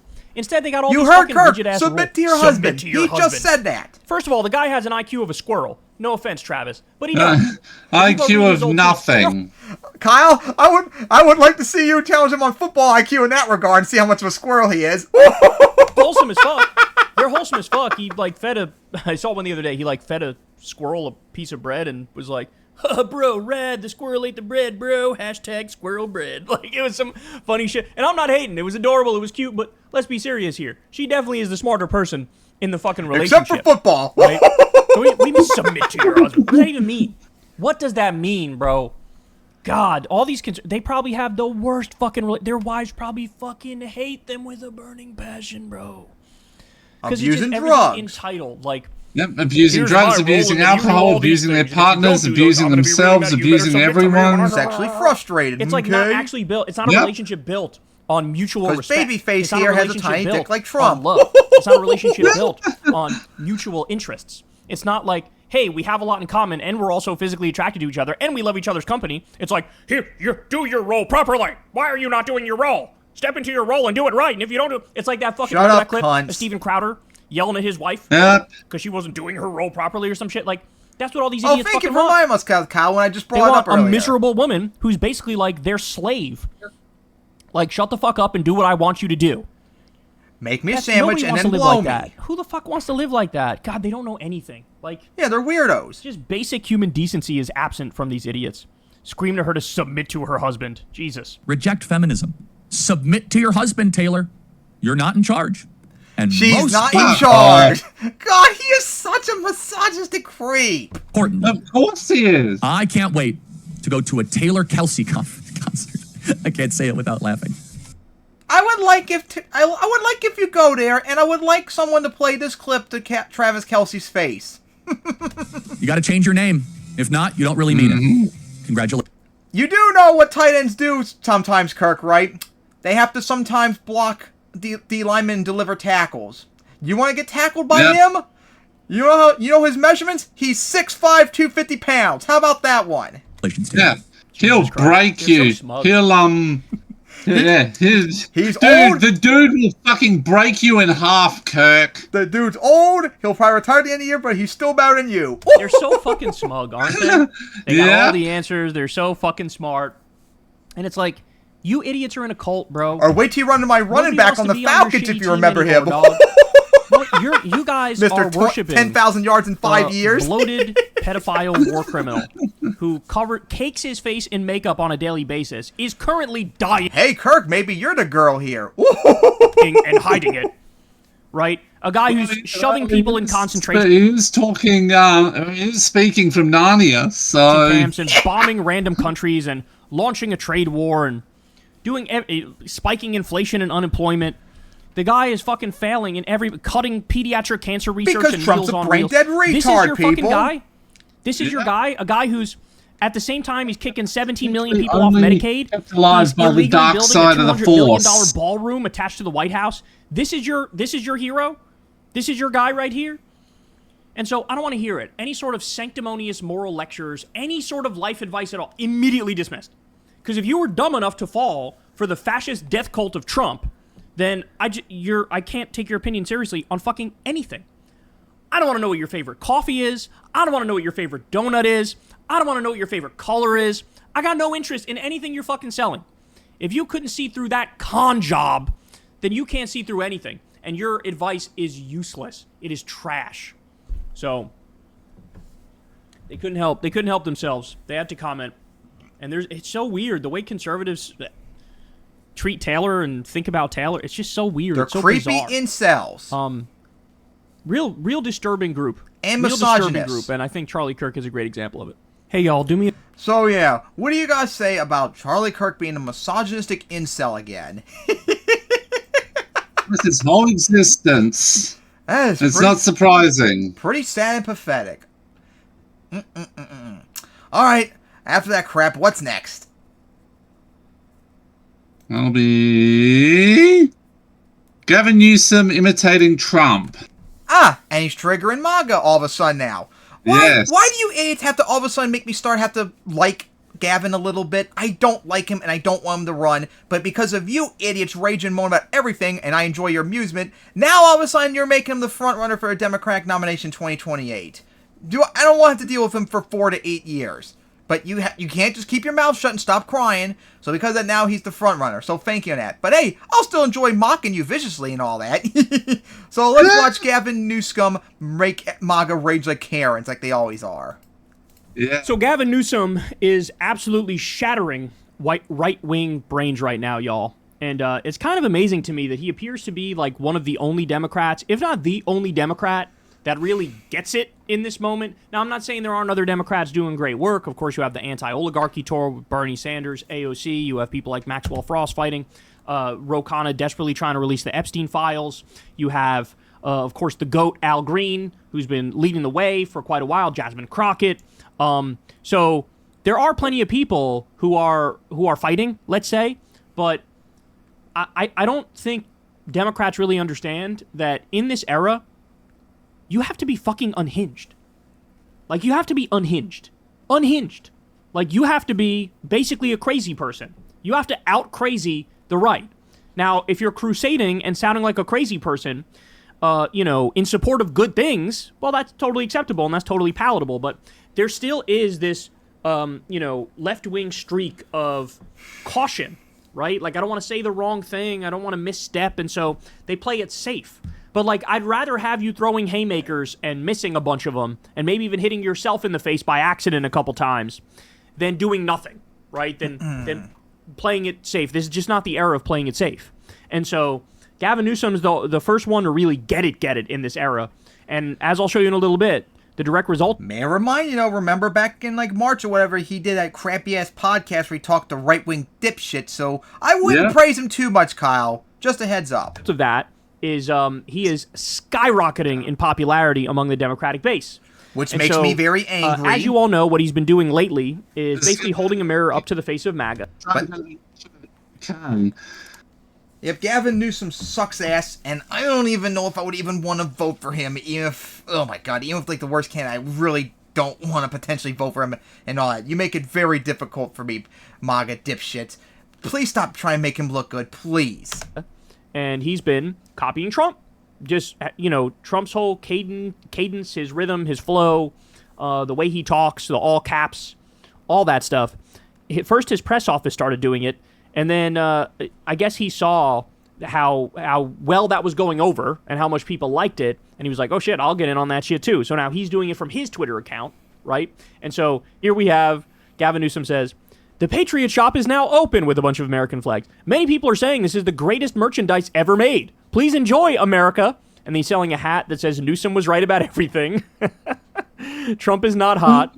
Newsom 2026, because the whole thing about that is Trump basically stepping on every rule and every norm and saying like maybe he'll stay in office or whatever. He's like, okay, well if you're gonna make some shit up and like bend the rules completely, okay, then I'll be president in 2026. How about that? 2 years before the election even happens. That'll make him raging and then mad. He has his Real Patriot one. The only one here that's a little bit of a buzzkill is the Real Patriot one, because if somebody's walking around with that Real Patriot hat on, I'm still gonna think they're MAGA. That still looks like some shit MAGA would wear, right? Yeah, Newsom was the right, hat but should be everything makes it blue. clear, like where your position is. Trump is not hot makes it clear. Real Patriot Well, that's looks the like thing. a MAGA hat. Like I don't care what other people say. He is secretly MAGA. He is MAGA. Mm-hmm. And that's why I don't like him and don't want him to be the Democratic nominee. But MAGA dipshits are make it too easy to help him go up the poll. So thank you. Thank you very much. But either way, the idea is 10 out of 10. The execution is like 8 out of 10. But that's great stuff. It's great stuff. So then he comes out and says, soon, MAGA will have a whole new meaning. Coming soon for your next boat parade. You are very welcome, Patriots. And he shows a flag here that says, make America Gavin again. He's committed to this bit, dog. He is committed to this bit. So he also tweets this, wow, Bible already sold out. And it's a picture of a Bible. It says sold out on it. And this is my reminder, favorite reaction Trump on sold Bibles, people. So, yeah, he's making fun of Trump for that. And then, of course, the Karens get mad about it. Now Gavin and his pathetic social media twits are mocking the Bible. There are no boundaries with this piece of shit. Cry He's some more, right-wing Karen. idiot who said that. And then Gavin responds and says, they still really don't get it. Honestly, incredible. And he shows that this was Trump's thing. This was Trump's thing. Trump sold Trump-branded Bible. Not only did he sell Trump-branded Bibles, you have the state of Oklahoma, the psychopath who runs the education system there, bought them from Trump. So it was this whole, like, massive corrupt grift where Trump gets millions of dollars in taxpayer money from fucking Oklahoma so that they could take his Trump Bibles and put them in the fucking classrooms where they don't belong. Totally unconstitutional for them to be in there. So, And a waste of money. again, I'm with Gavin on this. That, like, I don't understand lack of constitutionality is infinite. I don't understand how they can be this low IQ. Because conservatives are fucking retarded. Like, that's why, checkmated. Kyle. Yeah. You're caught. Yeah, You're pretty in a pickle much. here, son. Like, that's the You're all reality of it. violent, That's what's retarded going on. losers. You are caught. Because And you deserve if your to be mocked reaction every is day. what, your gut instinct tells you, this is unserious, this is unhinged, this crosses the line, this is terrible. Ayaka needs to become a clergy in Vicky too and raise your literacy up with the Bible. Well, why are you talking like this? There's no bottom. It's like, that's the point. That's the point. Is that this is all that Trump has ever done, and this is how we felt since fucking 2015. And now you get it, but funny enough, at the same time you get it, you don't get it. Because in your mind, hey, it's okay when Trump does it, but it's not okay when you do it. So it's like, okay, if we're going to play by those rules, then we'll do the same shit. It's okay when Gavin does it, it's not okay when Trump does it. How about that? Because logic, these people don't have the ability or the capacity to understand simple logic. They don't have it. Because all they're right, more. morons. Here's Gavin Newsom trolling Stephen Miller. It is his press office, I should say. Trolling Stephen Miller. Happy birthday, Stephen Miller. Sorry we missed your big day yesterday. And it's... I forget the name of this villain. Sorry, I know I'm a bit of a fucking Luddite when it comes to this stuff. But it's a famous villain. And, Stephen Miller, basically saying, like, this guy's Stephen Miller. Makes perfect sense. Makes perfect sense. Stephen Miller is basically an actual Nazi in real life. and they're poking fun at him. I absolutely love it. In fact, here, votes are in. Patriots have better weekends than MAGA. Enjoy your weekend, fellow patriots. Together we will take America back from Trump's extremism and stronger than ever. 42,000 likes. Have a great weekend, patriots. Trump was right about everything. 19K likes. So in other words, saying like, yeah, we're out trolling you, and we have more people loving what we're doing than you have loving what you're doing. And again, you scroll this, like almost all of this stuff is in the Trump voice. They're just killing it. They're just killing it. So how well is this landing? Well, let's see. So CNN did a couple segments on this. Let's start with this one from Harry Enton. I absolutely think it's showing signs of working. And let's take a look at the voters who know Gavin Newsom best. Those voters out in California, those California Democrats. California Democrats and Newsom for governor. You go back to 2023, just 35% wanted him to run for president. Look at the percentage now who are excited for a run for president for Gavin Newsom. What is that? That's a 40-point Why climb. do you My all goodness are gracious. excited A about him? He rising sucks. tide of support for Gavin Newsom. Remember back in 2020. I get it's funny to make fun of Trumpsters and all that, but still, he sucks. The majority of Democrats should not did not be. want Joe Biden We to don't run for another want term. him. I don't want California him to be Democrats and Democratic Gavin Newsom's nominee. own Hell state no. Did not I want want him to run progressive. either. And now 75% are excited for him to run. He's the kind of person that will beat the Republican in 2028 because they're going to fuck up so bad, but then he's going to lose in 2032. And more than that, Pretty he's getting much. a higher percentage of the vote than Kamala Harris in her home state. He is beating the former vice president, who, of course, was the Democratic nominee in 2024. As I said, a rising tide of support for the California governor. Guys, what it shows is people are just so desperate for a fighter. The number one thing they care about is, are you going to punch these motherfuckers in the face? Like, that's the main thing. And look, the upside of that is, like, I get it. That makes perfect sense, and that's what I want too. The slight downside to that is it's almost like the ideology and the philosophy and the policies behind it don't matter as much to people right now. Because they're like, I just need you to be against everything these people are for. And I need you to make their lives a living hell. And I need you to communicate that message effectively, that we are now radicalized. We now don't believe in bipartisanship and compromise and all this fucking bullshit that they don't believe in, clearly. So it's time to catch up to the times. And so I get it. I'm with the Democratic base 100%. We need a fighter. That's what we need. But unfortunately, it's Gavin Newsom who figured this out before anybody else. And Gavin Newsom is a bit of a shapeshifter. So remember, when Trump first got back in the White House, he was doing podcasts with Charlie Kirk and sloppy Steve Bannon and Michael Savage and just right-wing building asshole gas after right-wing chambers asshole, to letting them walk all trans over people him, is not base. even debating them. So he thought the public was going in the other direction, but as soon as he realized, and now he's pretending, and now he wants to be the fucking dictator of America after Dump. oh no, people want me to fight, and then he started fighting. But again, the problem is he's more of a centrist Democrat who is same old type stuff. I want a fighter, but I also want a lefty. As I said, he's You understand MAGA. what I'm saying? But I understand it. I understand where the sentiment is coming from in the Democratic base. We always say it's very early to be looking at 2028 polling, but why is California polling so important? Why is it so important? Because I want you to take a look. It's one of those benchmarks, the home state polling for presidential candidates. If they can't win the primary in their home state, they ain't going to win anywhere. What are we talking about? Pres nominees and home state primaries. All of them won. All the nominees won. And all of them led in the early polls. So yes, winning California is not tantamount to winning the nomination, but it is one of those stepping stones that you have to make it to if you in fact want to win the nomination historically. And of course in California, it has the most delegates out of any of the states that of course take part in the Democratic primary. Now let me show you this one. We have another one that they did on Gavin Newsom, and this really paints the picture clearly. I think it absolutely has been working in terms of generating attention, which is what he's trying to do, right? I mean, take a look here. Let's take a look right at the @GovPress office followers on X. That's, of course, where you get those sort of the account where Newsom posts those Trump-style mocking types of tweets. Get this. That account, get this.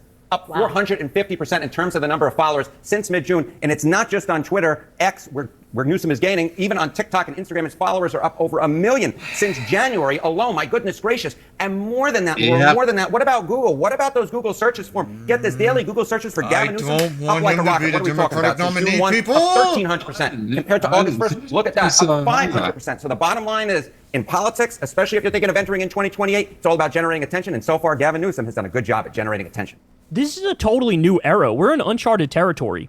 Like, this is not like any, like, the elections of the past are so far gone. Even going back to, like, 2008, let's say, with Obama's first election.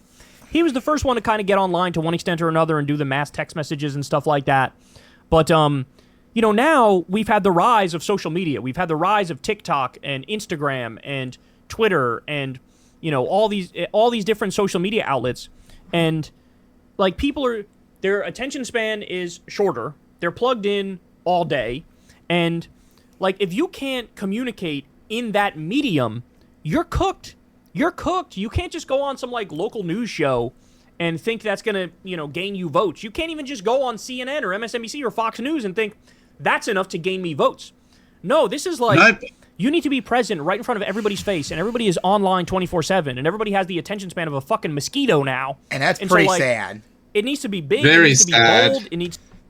The only thing that should matter to you people is policies. That's it. Nothing else should matter. It's really sad. To be clear, it needs to be pithy, it needs to be to the point, it needs to be aggressive.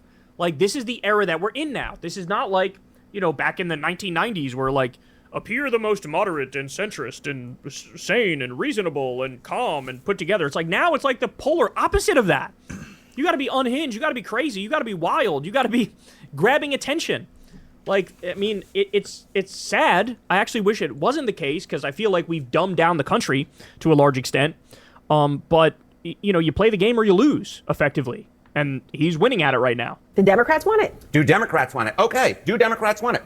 This, I think, is a trend No, line that I it's think the answer. says it They all. do not Democrats want want their it. leaders to what? Try to stop They the want GOP to or work with the lose GOP? because You go they're back to evil, because 2017, they're paid you see to here, work with lose. The GOP took the cake at 74%. That is wild, bro. In 2017, 74% of Democratic voters said, we want to work with the GOP. What? Yeah, what the oh fuck my is God, wrong with that's you people why. back then? By the way, this shows why when we launched Justice Democrats, we missed our window. Our window is now. It wasn't when we launched it back in 2017. It wasn't then. Because the base still trusted Democratic leadership and they were talking about bipartisanship. Well, now, as you can see, it totally reversed. Compared to just 23% who said to try and stop the GOP. But now I'm going to come over to your side of the screen, Laura. Look at 2025. I'm coming as close as I can. 57% say they want the Democratic leaders to try and stop the GOP, compared to just 42% who say they want to work with the GOP. That is a major shift. What are we talking about here? Some quick math up here is 34% rise in terms of the percentage of Democrats who want their leaders to try and stop the GOP. So no wonder Gavin Newsom, he's looking at this polling. He's saying, I can generate attention. This is where the Democratic base is. And right now he seems to be following the Democratic base. Why? For 2028? For 2028. That is exactly why. And I think the question is And it this working? this is the smart strategy for Newsom. This will definitely help him. Not what I want, but that will definitely help him. Working. Well, let's take a look at the betting markets. I think this gives away so much of it. Okay, the chance of being the 2020... And also to point out that Gavin Newsom is evil. Mm-hmm. Is an evil chameleon who will go MAGA, who'll go back to MAGA. Mm-hmm. Which is why don't make him be the nominee, fellow Dems. Product nominee according to prediction markets. Look at where we I know it's funny making fun of Trumpsters, but focus on policies. June 1st, we basically had a clown car. A clown car for first. Newsom, AOC, Buttigieg, 11%, 10%, 8%. But look at where we are now. Look at this. Look who's jumping. Yeah, this poll, back in June 1st, Gavin Newsom was the leading nominee for Democrats by 11%. AOC was second, 10%. Now, Newsom has 24% of the polls and AOC's 13%, so he has the big lead now. All the way up to 24% chance, about a 1 in 4 chance of getting the nomination. Gavin Newsom, AOC staying pretty steady at 13%. And then, of course, we have Pete Buttigieg, who has stayed absolutely steady at 8%. So at least at this particular point, the prediction markets are saying, yes, this strategy is paying off. Of course, the key question is, will this actually work when you're trying to actually, votes are being cast and counted? And more than that, will it work for a general electorate? Well, it's early days yet. We'll have to wait and see. But so far, Gavin Newsom has done a pretty gosh darn good job of generating attention for himself and a pretty gosh darn good shot of getting people on television like you and I to talk about it. What you need to understand is he was down and out. When he was doing his goofy-ass podcast, he's still doing his podcast, by the way, but when he was doing it and bringing on right-wingers every week and sucking them off every week, oh my God, he was towards the bottom of the pack when it came to, you know, likelihood of winning in 2028. And then now, because of this strategy, he's skyrocketed. To be fair, he also skyrocketed because when Trump invaded Los Angeles and federalized the California National Guard and sent in the Marines, Gavin Newsom was very front and center, and he was very aggressive in calling out Trump and disagreeing with him and telling the truth. And so that led to a spike. But this strategy also really, really connected, really landed. And so, you know, now it's not like other Democrats can now copy this exact strategy of just literally talking in the Trump. I can't say that either. I get that, and they get that too. Lost the whole thing. But what's the takeaway? The takeaway is what we discussed before, which is you have to be aggressive, you have to be obnoxious, you have to be arrogant, you have to be over the top, you have to be rigid, you have to not care. Like, that's the thing. So many politicians worry and care about what you think of what they're saying. very few of them just like say the shit and then move on, right? And you got to be able to say your shit and then move on. And you got to be able to tell it like it is. And again, be super aggressive with it.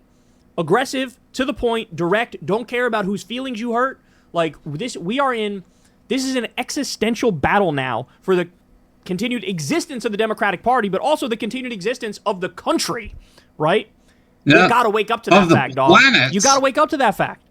And if you don't wake up to that fact, we're all cooked. Solar system and So Democrats need to take a page space. out of Gavin Newsom's book. Even and that page even is, nearby hey, stars troll are the shit out of the threatened. right. Call them the fucking idiots that they are. Be aggressive about, what you support. And that's the final piece is, so like, he's 10 out of 10 on the fighting thing, but he's not there on the policy yet. And what we really need, specifically for 2028, assuming it's a free and fair election, which is a big assumption, I know. It probably won't be. This amount of fighting paired with somebody who's going to stop the genocide in Gaza, paired with somebody who says, we want Medicare for all. It may not even happen because Trump will implement martial law in every Democratic state, every state that's going to go to the Dems and ban voting. So everybody can join a union. Wait till they see the Second Amendment for that. Corruption and Social Security for all, and a left-wing agenda to actually improve people's lives. You need the policies, plus you need the aggressive fighter mentality. And so, again, other Democrats need to wake up to this because this is absolutely breaking MAGA brains, and they don't know what to do with it. And I enjoy this every is the first moment of thing their suffering. in a long time that really fucking is landing.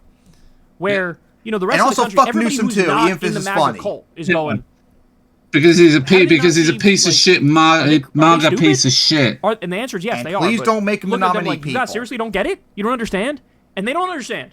They don't. And so it really highlights how unserious they are and how unfit MAGA is to lead the country. And it was one simple strategy. The rest need to catch on. Hey, y'all, do me a favor and... Oh, yeah. So, yeah, what do you guys say about that? Gavin Newsom triggering MAGA dipshits. I think it's awesome. Yep. Shane Newsom's MAGA. Can someone else please do it instead of him? That would be very nice. It would have been Walls if he actually decided to run, but of course he said, I'm not going to run. That's very unfortunate. AOC, could you take the mantle, please? I doubt Bernie would run, and he does. It's not his nature, but someone, just a progressive, please do it instead of him. We can't have him be the nominee at all costs. All right. Definitely not. So now, on to the next topic. Final topic. Pro-genocide, Zio-Nazi terrorist corporate Democrat Party is dying. So, of course, the final topic. The last few months, of course, I did see this all the time on Reddit with stupid dipshit conservatives that the Democratic Party is like losing support and it's dying and all that. Sounds like the same thing they were saying after the 2016 election, and then Biden won and Trump lost. Sounds unfortunately like the same things we were saying back in like 2013 when the Republicans lost to Obama and all that. But of course, the Democrats have had the worst polling results in like 30 plus years. And most of it is from progressives in the party, not like regular people, for crying out loud, which something Trumpsters don't point out and all that. But of course, a lot of it has to do with the corporate Democrats in power being pieces of shit and not being progressive and all that, and it's causing them to make the weaken the party. And Mike did an awesome video on this, so let's watch how bad the Democratic Party is right now, as long as these people stay in power. Yep, there we go. Let's put it this way. I am deeply, deeply skeptical about the prospect of things simply going back to normal within an election or two.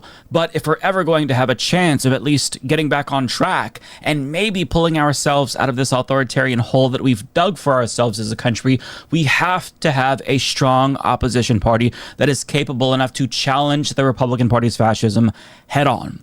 And to be fair, some Democrats have stepped up and they are able to meet the moment. But generally speaking, most are not. And party leadership in particular has driven the party into a ditch. And they've made so many baffling decisions. I can't not wonder if establishment Democrats are Republican saboteurs who infiltrated the party to make them as weak as possible. And I have multiple examples for them to kind of demonstrate that case. But I just want to preface this conversation by dispelling the notion that Democrats don't need to change, because some people think that they have a messaging problem, not a policy problem. But that is not the case. And if you think that Democrats don't need they're AIPAC Zio-Nazi terrorists to change, you're just objectively wrong. They absolutely do, and CNN's Harry Enton explains why they must change. Democratic brand right now has about the appeal with the American voter as the Cracker Barrel rebrand has with the American consumers. Bad, bad, bad. What are you doing? Oh my goodness gracious. What are we talking about here in terms of big party registration changes in the key swing states? Let's look at the key 4 swing states that, in fact, do keep track of registration by party. Look, the Republican Party is in their best position at this point in the cycle since at least 2005. In all 4 of these key battleground states, we go out to the Southwest. Arizona. That does not mean, however, they're going to vote, though. Let's point that out. And also, may I remind you all, before the 2024 election, the results were flip and Dems were doing better, and we saw how that happened. Trump still won. So this does not really convince me, to be honest with you. Arizona. How about Nevada? Republicans haven't done this well since 2005. Oh my goodness gracious, at this point in the cycle. North Carolina, I couldn't find a point at which Republicans were doing better at this point in the cycle. It's at least this century. It probably goes way back in the last century. And Pennsylvania, very similar. Republicans doing better at this point than at any point this century, at least as far as I could find. My goodness gracious, for Republicans, they are converting old former Democrats to their side of the ledger, as well as picking up new voters, registering new voters, and it absolutely paid off for them back in the 2024 election. Now, of course, Donald Trump has been president since January. Are there any bright spots for Democrats? Have they picked up any ground since January 1 in terms of party registration?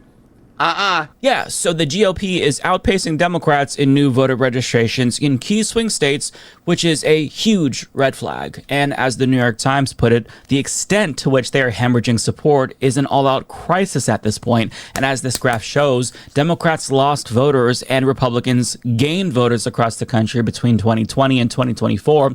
But that sounds like just normal things that all elections do. Like Republicans did better when Biden was in. Guess what? I think Democrats in the end will do better once Trump fucks up even more. Like, some of this so far has just not been really convincing yet. Even after Trump's presidency, they conclude there are now roughly 160,000 fewer registered Democrats than on Election Day 2024, according to L2's data, and 200,000 more Republicans. And this is in spite of the fact that young people who voted for Donald Trump have already soured on him. But these young, disillusioned Trump voters aren't becoming new pickups for Democrats, and Republicans are still making net gains in new voter registrations overall, despite the support that they're losing because of Donald Trump. And to make matters even worse, the Democratic campaign committees, such as the DNC and the DCCC, cumulatively have raised less than Republicans. They also have less cash on hand, and they're strapped with debt in large part thanks to Kamala Harris's pricey presidential campaign. They also have no cohesive message, and they're seemingly doing everything they possibly can to snuff out any excitement for young, up-and-coming progressives who are breathing new life into the party. You all know that Zohran Mamdani, he's a bit of a sore subject for Democratic Party leadership. Hakeem Jeffries, Chuck Schumer, and Hakeem Jeffries was asked again. I think this is like the sixth or seventh time because they're guilty of treason. Vote blue no matter what. Remember, you say that when progressives lose. Guess what? Now the progressives won. Now you two could shut the fuck up and vote blue no matter what. How about that one? Why he won't endorse somebody who is very popular, and predictably he didn't really give an answer and just refused to do it again. You have yet to endorse Zohran Mamdani, who, of course, your party elected about 2 months ago to be the Democratic candidate for mayor of New York City. As a New Yorker, what does he need to do to secure your endorsement? Well, we had a very candid and constructive and community-centered conversation a few weeks ago before he went off to Africa. I've, of course, been on the road for the last several weeks. I'm not going to make you suffer through his unnecessarily long bullshit response. He goes on to babble about superfluous bullshit and doesn't ultimately endorse Zohran Mamdani. And that is insane to me, because when you see a new leader emerging within your party, you endorse that individual if you care about the longevity and popularity of your party. But he's just like, no, I can't do it. I refuse to do it. But it's not just Zohran Mamdani. right? Where they're trying to take the wind out of their own sails. There's also Omar Fateh, who's been referred to as the Mamdani of Minneapolis, and he won the endorsement of his city's Democratic Party over the centrist incumbent Mayor Jacob Frey, who's deeply unpopular. But guess what? The state party revoked the endorsement of Omar Fateh. Now, the state party is claiming that they have to revoke his endorsement because the process to endorse him was flawed. And coincidentally, that is the same excuse that the DNC used before they booted David Hogg out of his position as DNC vice chair. But Lisa Good, a Democratic Party politician in Minnesota, actually admitted that the real reason why they revoked his endorsement was because big donors did not want them to endorse this popular up-and-coming progressive. So I'm holding checks, Lenny, from a lot of people who contributed to this multi-candidate expenditure in our ward to help Elizabeth, because some of the largest contributors at the 5,000 level didn't feel comfortable giving the money to the DFL. If the decision is overturned, I have permission to cash a bunch of those checks. You're welcome to add to the pot, by the way. And we've raised, Lou Remley and I have raised roughly $25,000 to help Elizabeth get another staff person. But it's clear that people don't trust the DFL in our world and don't want the money spent if Fateh is going to be the DFL endorsed candidate. Oh, well, I guess if rich people say that you can't endorse him, then you have to comply in order to get their money. How about How no, democratic. and you can all fuck but off. This is a microcosm Go of a back to bigger Republican issue Party with where you state belong. Democratic parties and the National Democratic Party. They have repeatedly prioritized their donors over their own voters again and again and again. And this behavior has led to the utter destruction of the party. We want Medicare for all, but their health insurance donors won't let them give that to us. We want student debt cancellation completely, but their donors in the loan service industry say no. We want an arms embargo to Israel, but their AIPAC donors say, nope, can't have that either. And IPAC This gets is the banned. problem. How about but it's that? not just the corruption. We also want Democrats who stand up to Donald Trump. But when Al Green, for example, did just that at Trump's joint address to Congress, he got reprimanded by party leadership. We want them to unequivocally support trans rights, but as of late, the best that we've gotten from leadership is complete silence. At worst, some Democrats have capitulated to Republicans on this issue, including Pete Buttigieg and Gavin Newsom, as well as others. We want them to actually make the case for an empathetic immigration policy now that they have an opportunity to present an alternative to Trump's cruelty, since his popularity on this issue is going down. But I mean, just a handful of Democrats have led the charge here, and leadership has drafted no cohesive message for the entire party to get behind. This comes after they were championing a right-wing bill that would have stripped due process from immigrants. And that was their response to Republicans and years of them saying Biden had an open border. No, we're actually we're as hawkish on immigration as Republicans. Turns out you can't beat Trump on immigration, and who's more hawkish, because he wins that battle every single time. They are failing to meet the moment in every conceivable way, and they are so out of touch with their own base. It feels like they are trying to lose support at this point. And not to mention, which they it's do hard want for to. regular people to... Democrats don't want to win people. Let's be honest. At least the Democrats in power, the corporate Democrats, they love when they lose. Who identify with the party that has Go so back to many they're electeds paid to who lose, are just remember? bad people. Yes. Full stop. The party trotts out Bill Because Clinton's perverted the old people ass. who want to who at the top want MAGA to rule as fascist dictators. Every 4 fucking years at DNC conventions, or they bring out the Clintons to endorse establishment candidates who are running against progressives. Not to mention you have genocide supporting demons like Richie Torres, who was profiting off of the genocide that he was supporting and voting for. There's also professional Obama impersonator and governor of Pennsylvania Josh Shapiro, who wielded his Trumpian-like influence over Penn State to get their pro-Palestinian group banned. And let's not forget about House Minority Whip Catherine Clark, who called it a genocide in Gaza, only to walk that comment back a day later. There's also Pete Aguilar, the caucus chair, who was one of 14 Democrats to take an AIPAC-funded trip to Israel in August, while they are continuing to starve and exterminate the Palestinian people. And I'm harping on this issue in particular because no other issue has destroyed the reputation every of single the corporate Democratic Democrat Party. and drag them in front of the Hague for public execution. And once again, ban IPAC. Quite like this issue. Yep. The Democratic base is utterly appalled arrest, at the genocide that Israel is committing. Publicly execute Just 8% everyone in of the IPAC. Democratic Party base supports Because they're Israel's a terrorist actions in Gaza. organization. And when I say actions, I mean the genocide that they're doing. Yet, Democratic leaders are going out of their fucking way to make it clear that they stand with the perpetrators of a modern-day Holocaust that we're all witnessing. And this moral degeneracy, to a lot of Democrats, was the straw that broke the camel's back, and even arguably cost them the election in 2024, because a poll conducted by IMEU found that 29% of 2020 Biden voters didn't support Kamala, and their number one issue was ending Israel's violence in Gaza. Could Kamala have picked up these individuals who chose to not vote if she broke with Biden and called for an arms embargo? Possibly. But a lot of people chose to stay home because they were disillusioned that they didn't have an Or you could be like anti-Semite Nick Cruz and just lie and say she would do nothing. Genocide option on the ballot in 2024, something that they... Oh yeah, speaking of Nick Cruz, he had another anti-Semitic meltdown recently too. very clearly cared about. Because and you would think that Democrats would learn from that mistake and look at... And he hates Zoran now. Oh yeah, of course. But instead, they're doubling down. And it doesn't matter how explicit voters are about what they want with regard to this issue. They simply refuse to get on board with what the base wants. And no amount of pressure or protesting or heckling can move them at all. For example, the town hall for Oregon Senator Ron Wyden was recently shut down by pro-Palestinian protesters after he supported a genocide for nearly 2 years. Do you think that that led to him announcing a policy change? Absolutely not.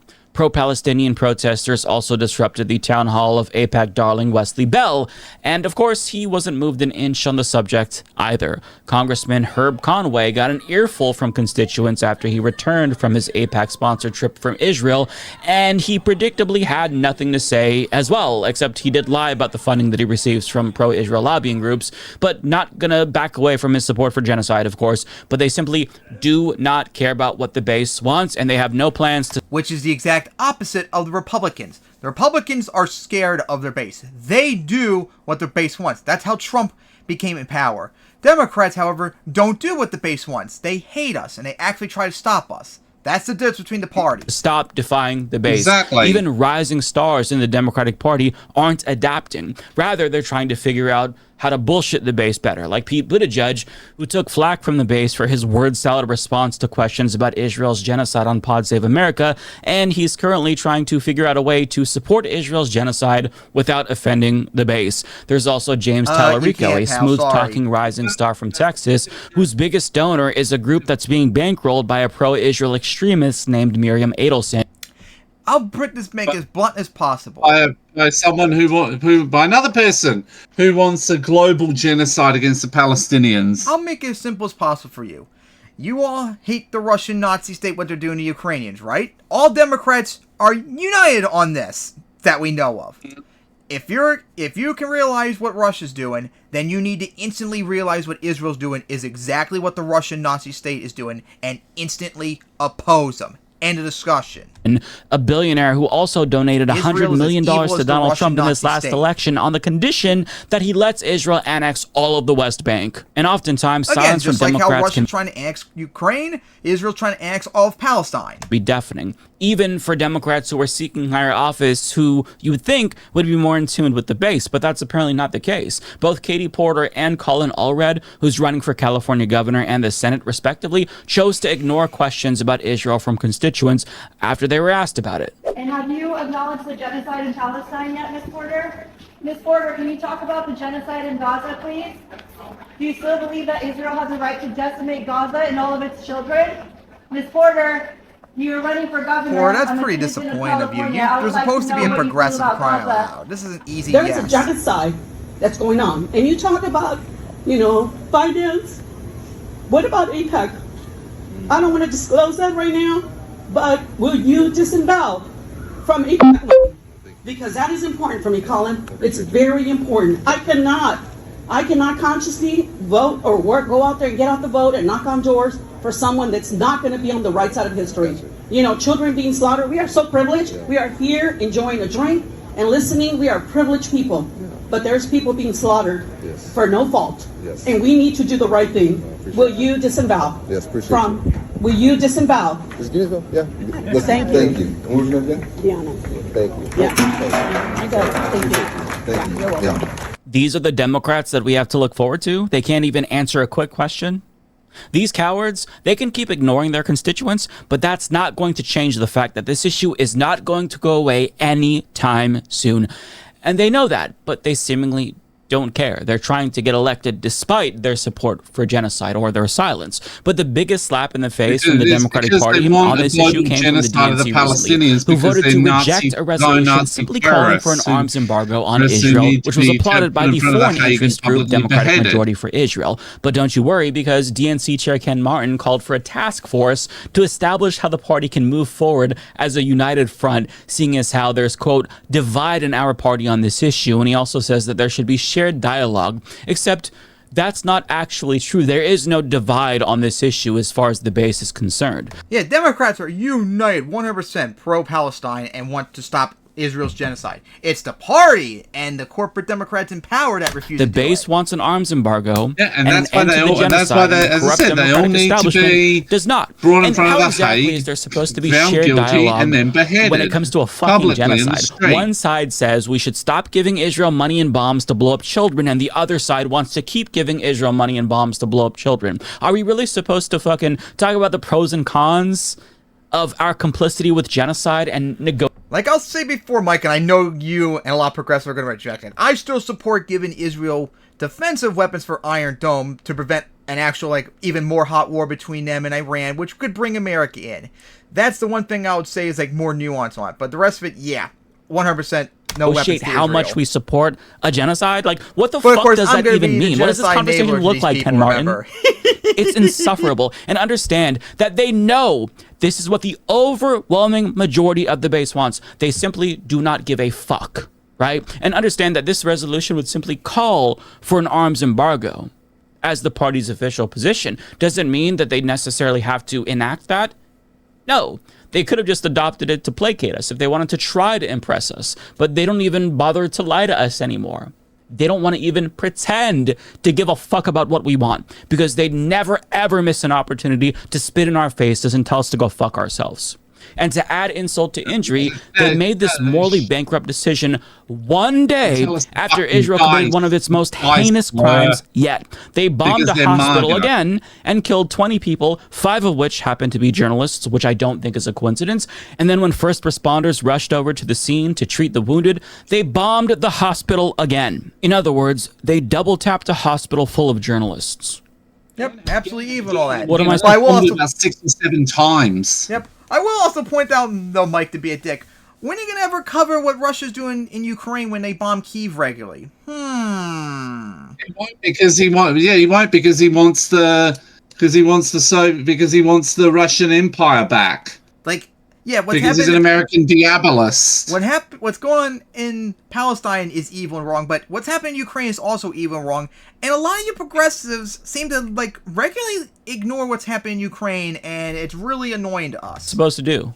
Like, it's almost like they're going for some sort of a high score, like this is a fucking game. Like they're trying to get the highest combo possible, right? Where you bomb a hospital, which is a war crime, and it's also filled with journalists, which is another war crime, and then they double tap the hospital, which is a war crime. Like they're trying to stack the biggest score they possibly can when it comes to death and destruction.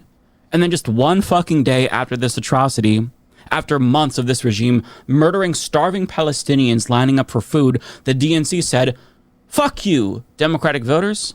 Fuck all of you. We're going to keep arming and funding this genocidal regime, whether you like it or not."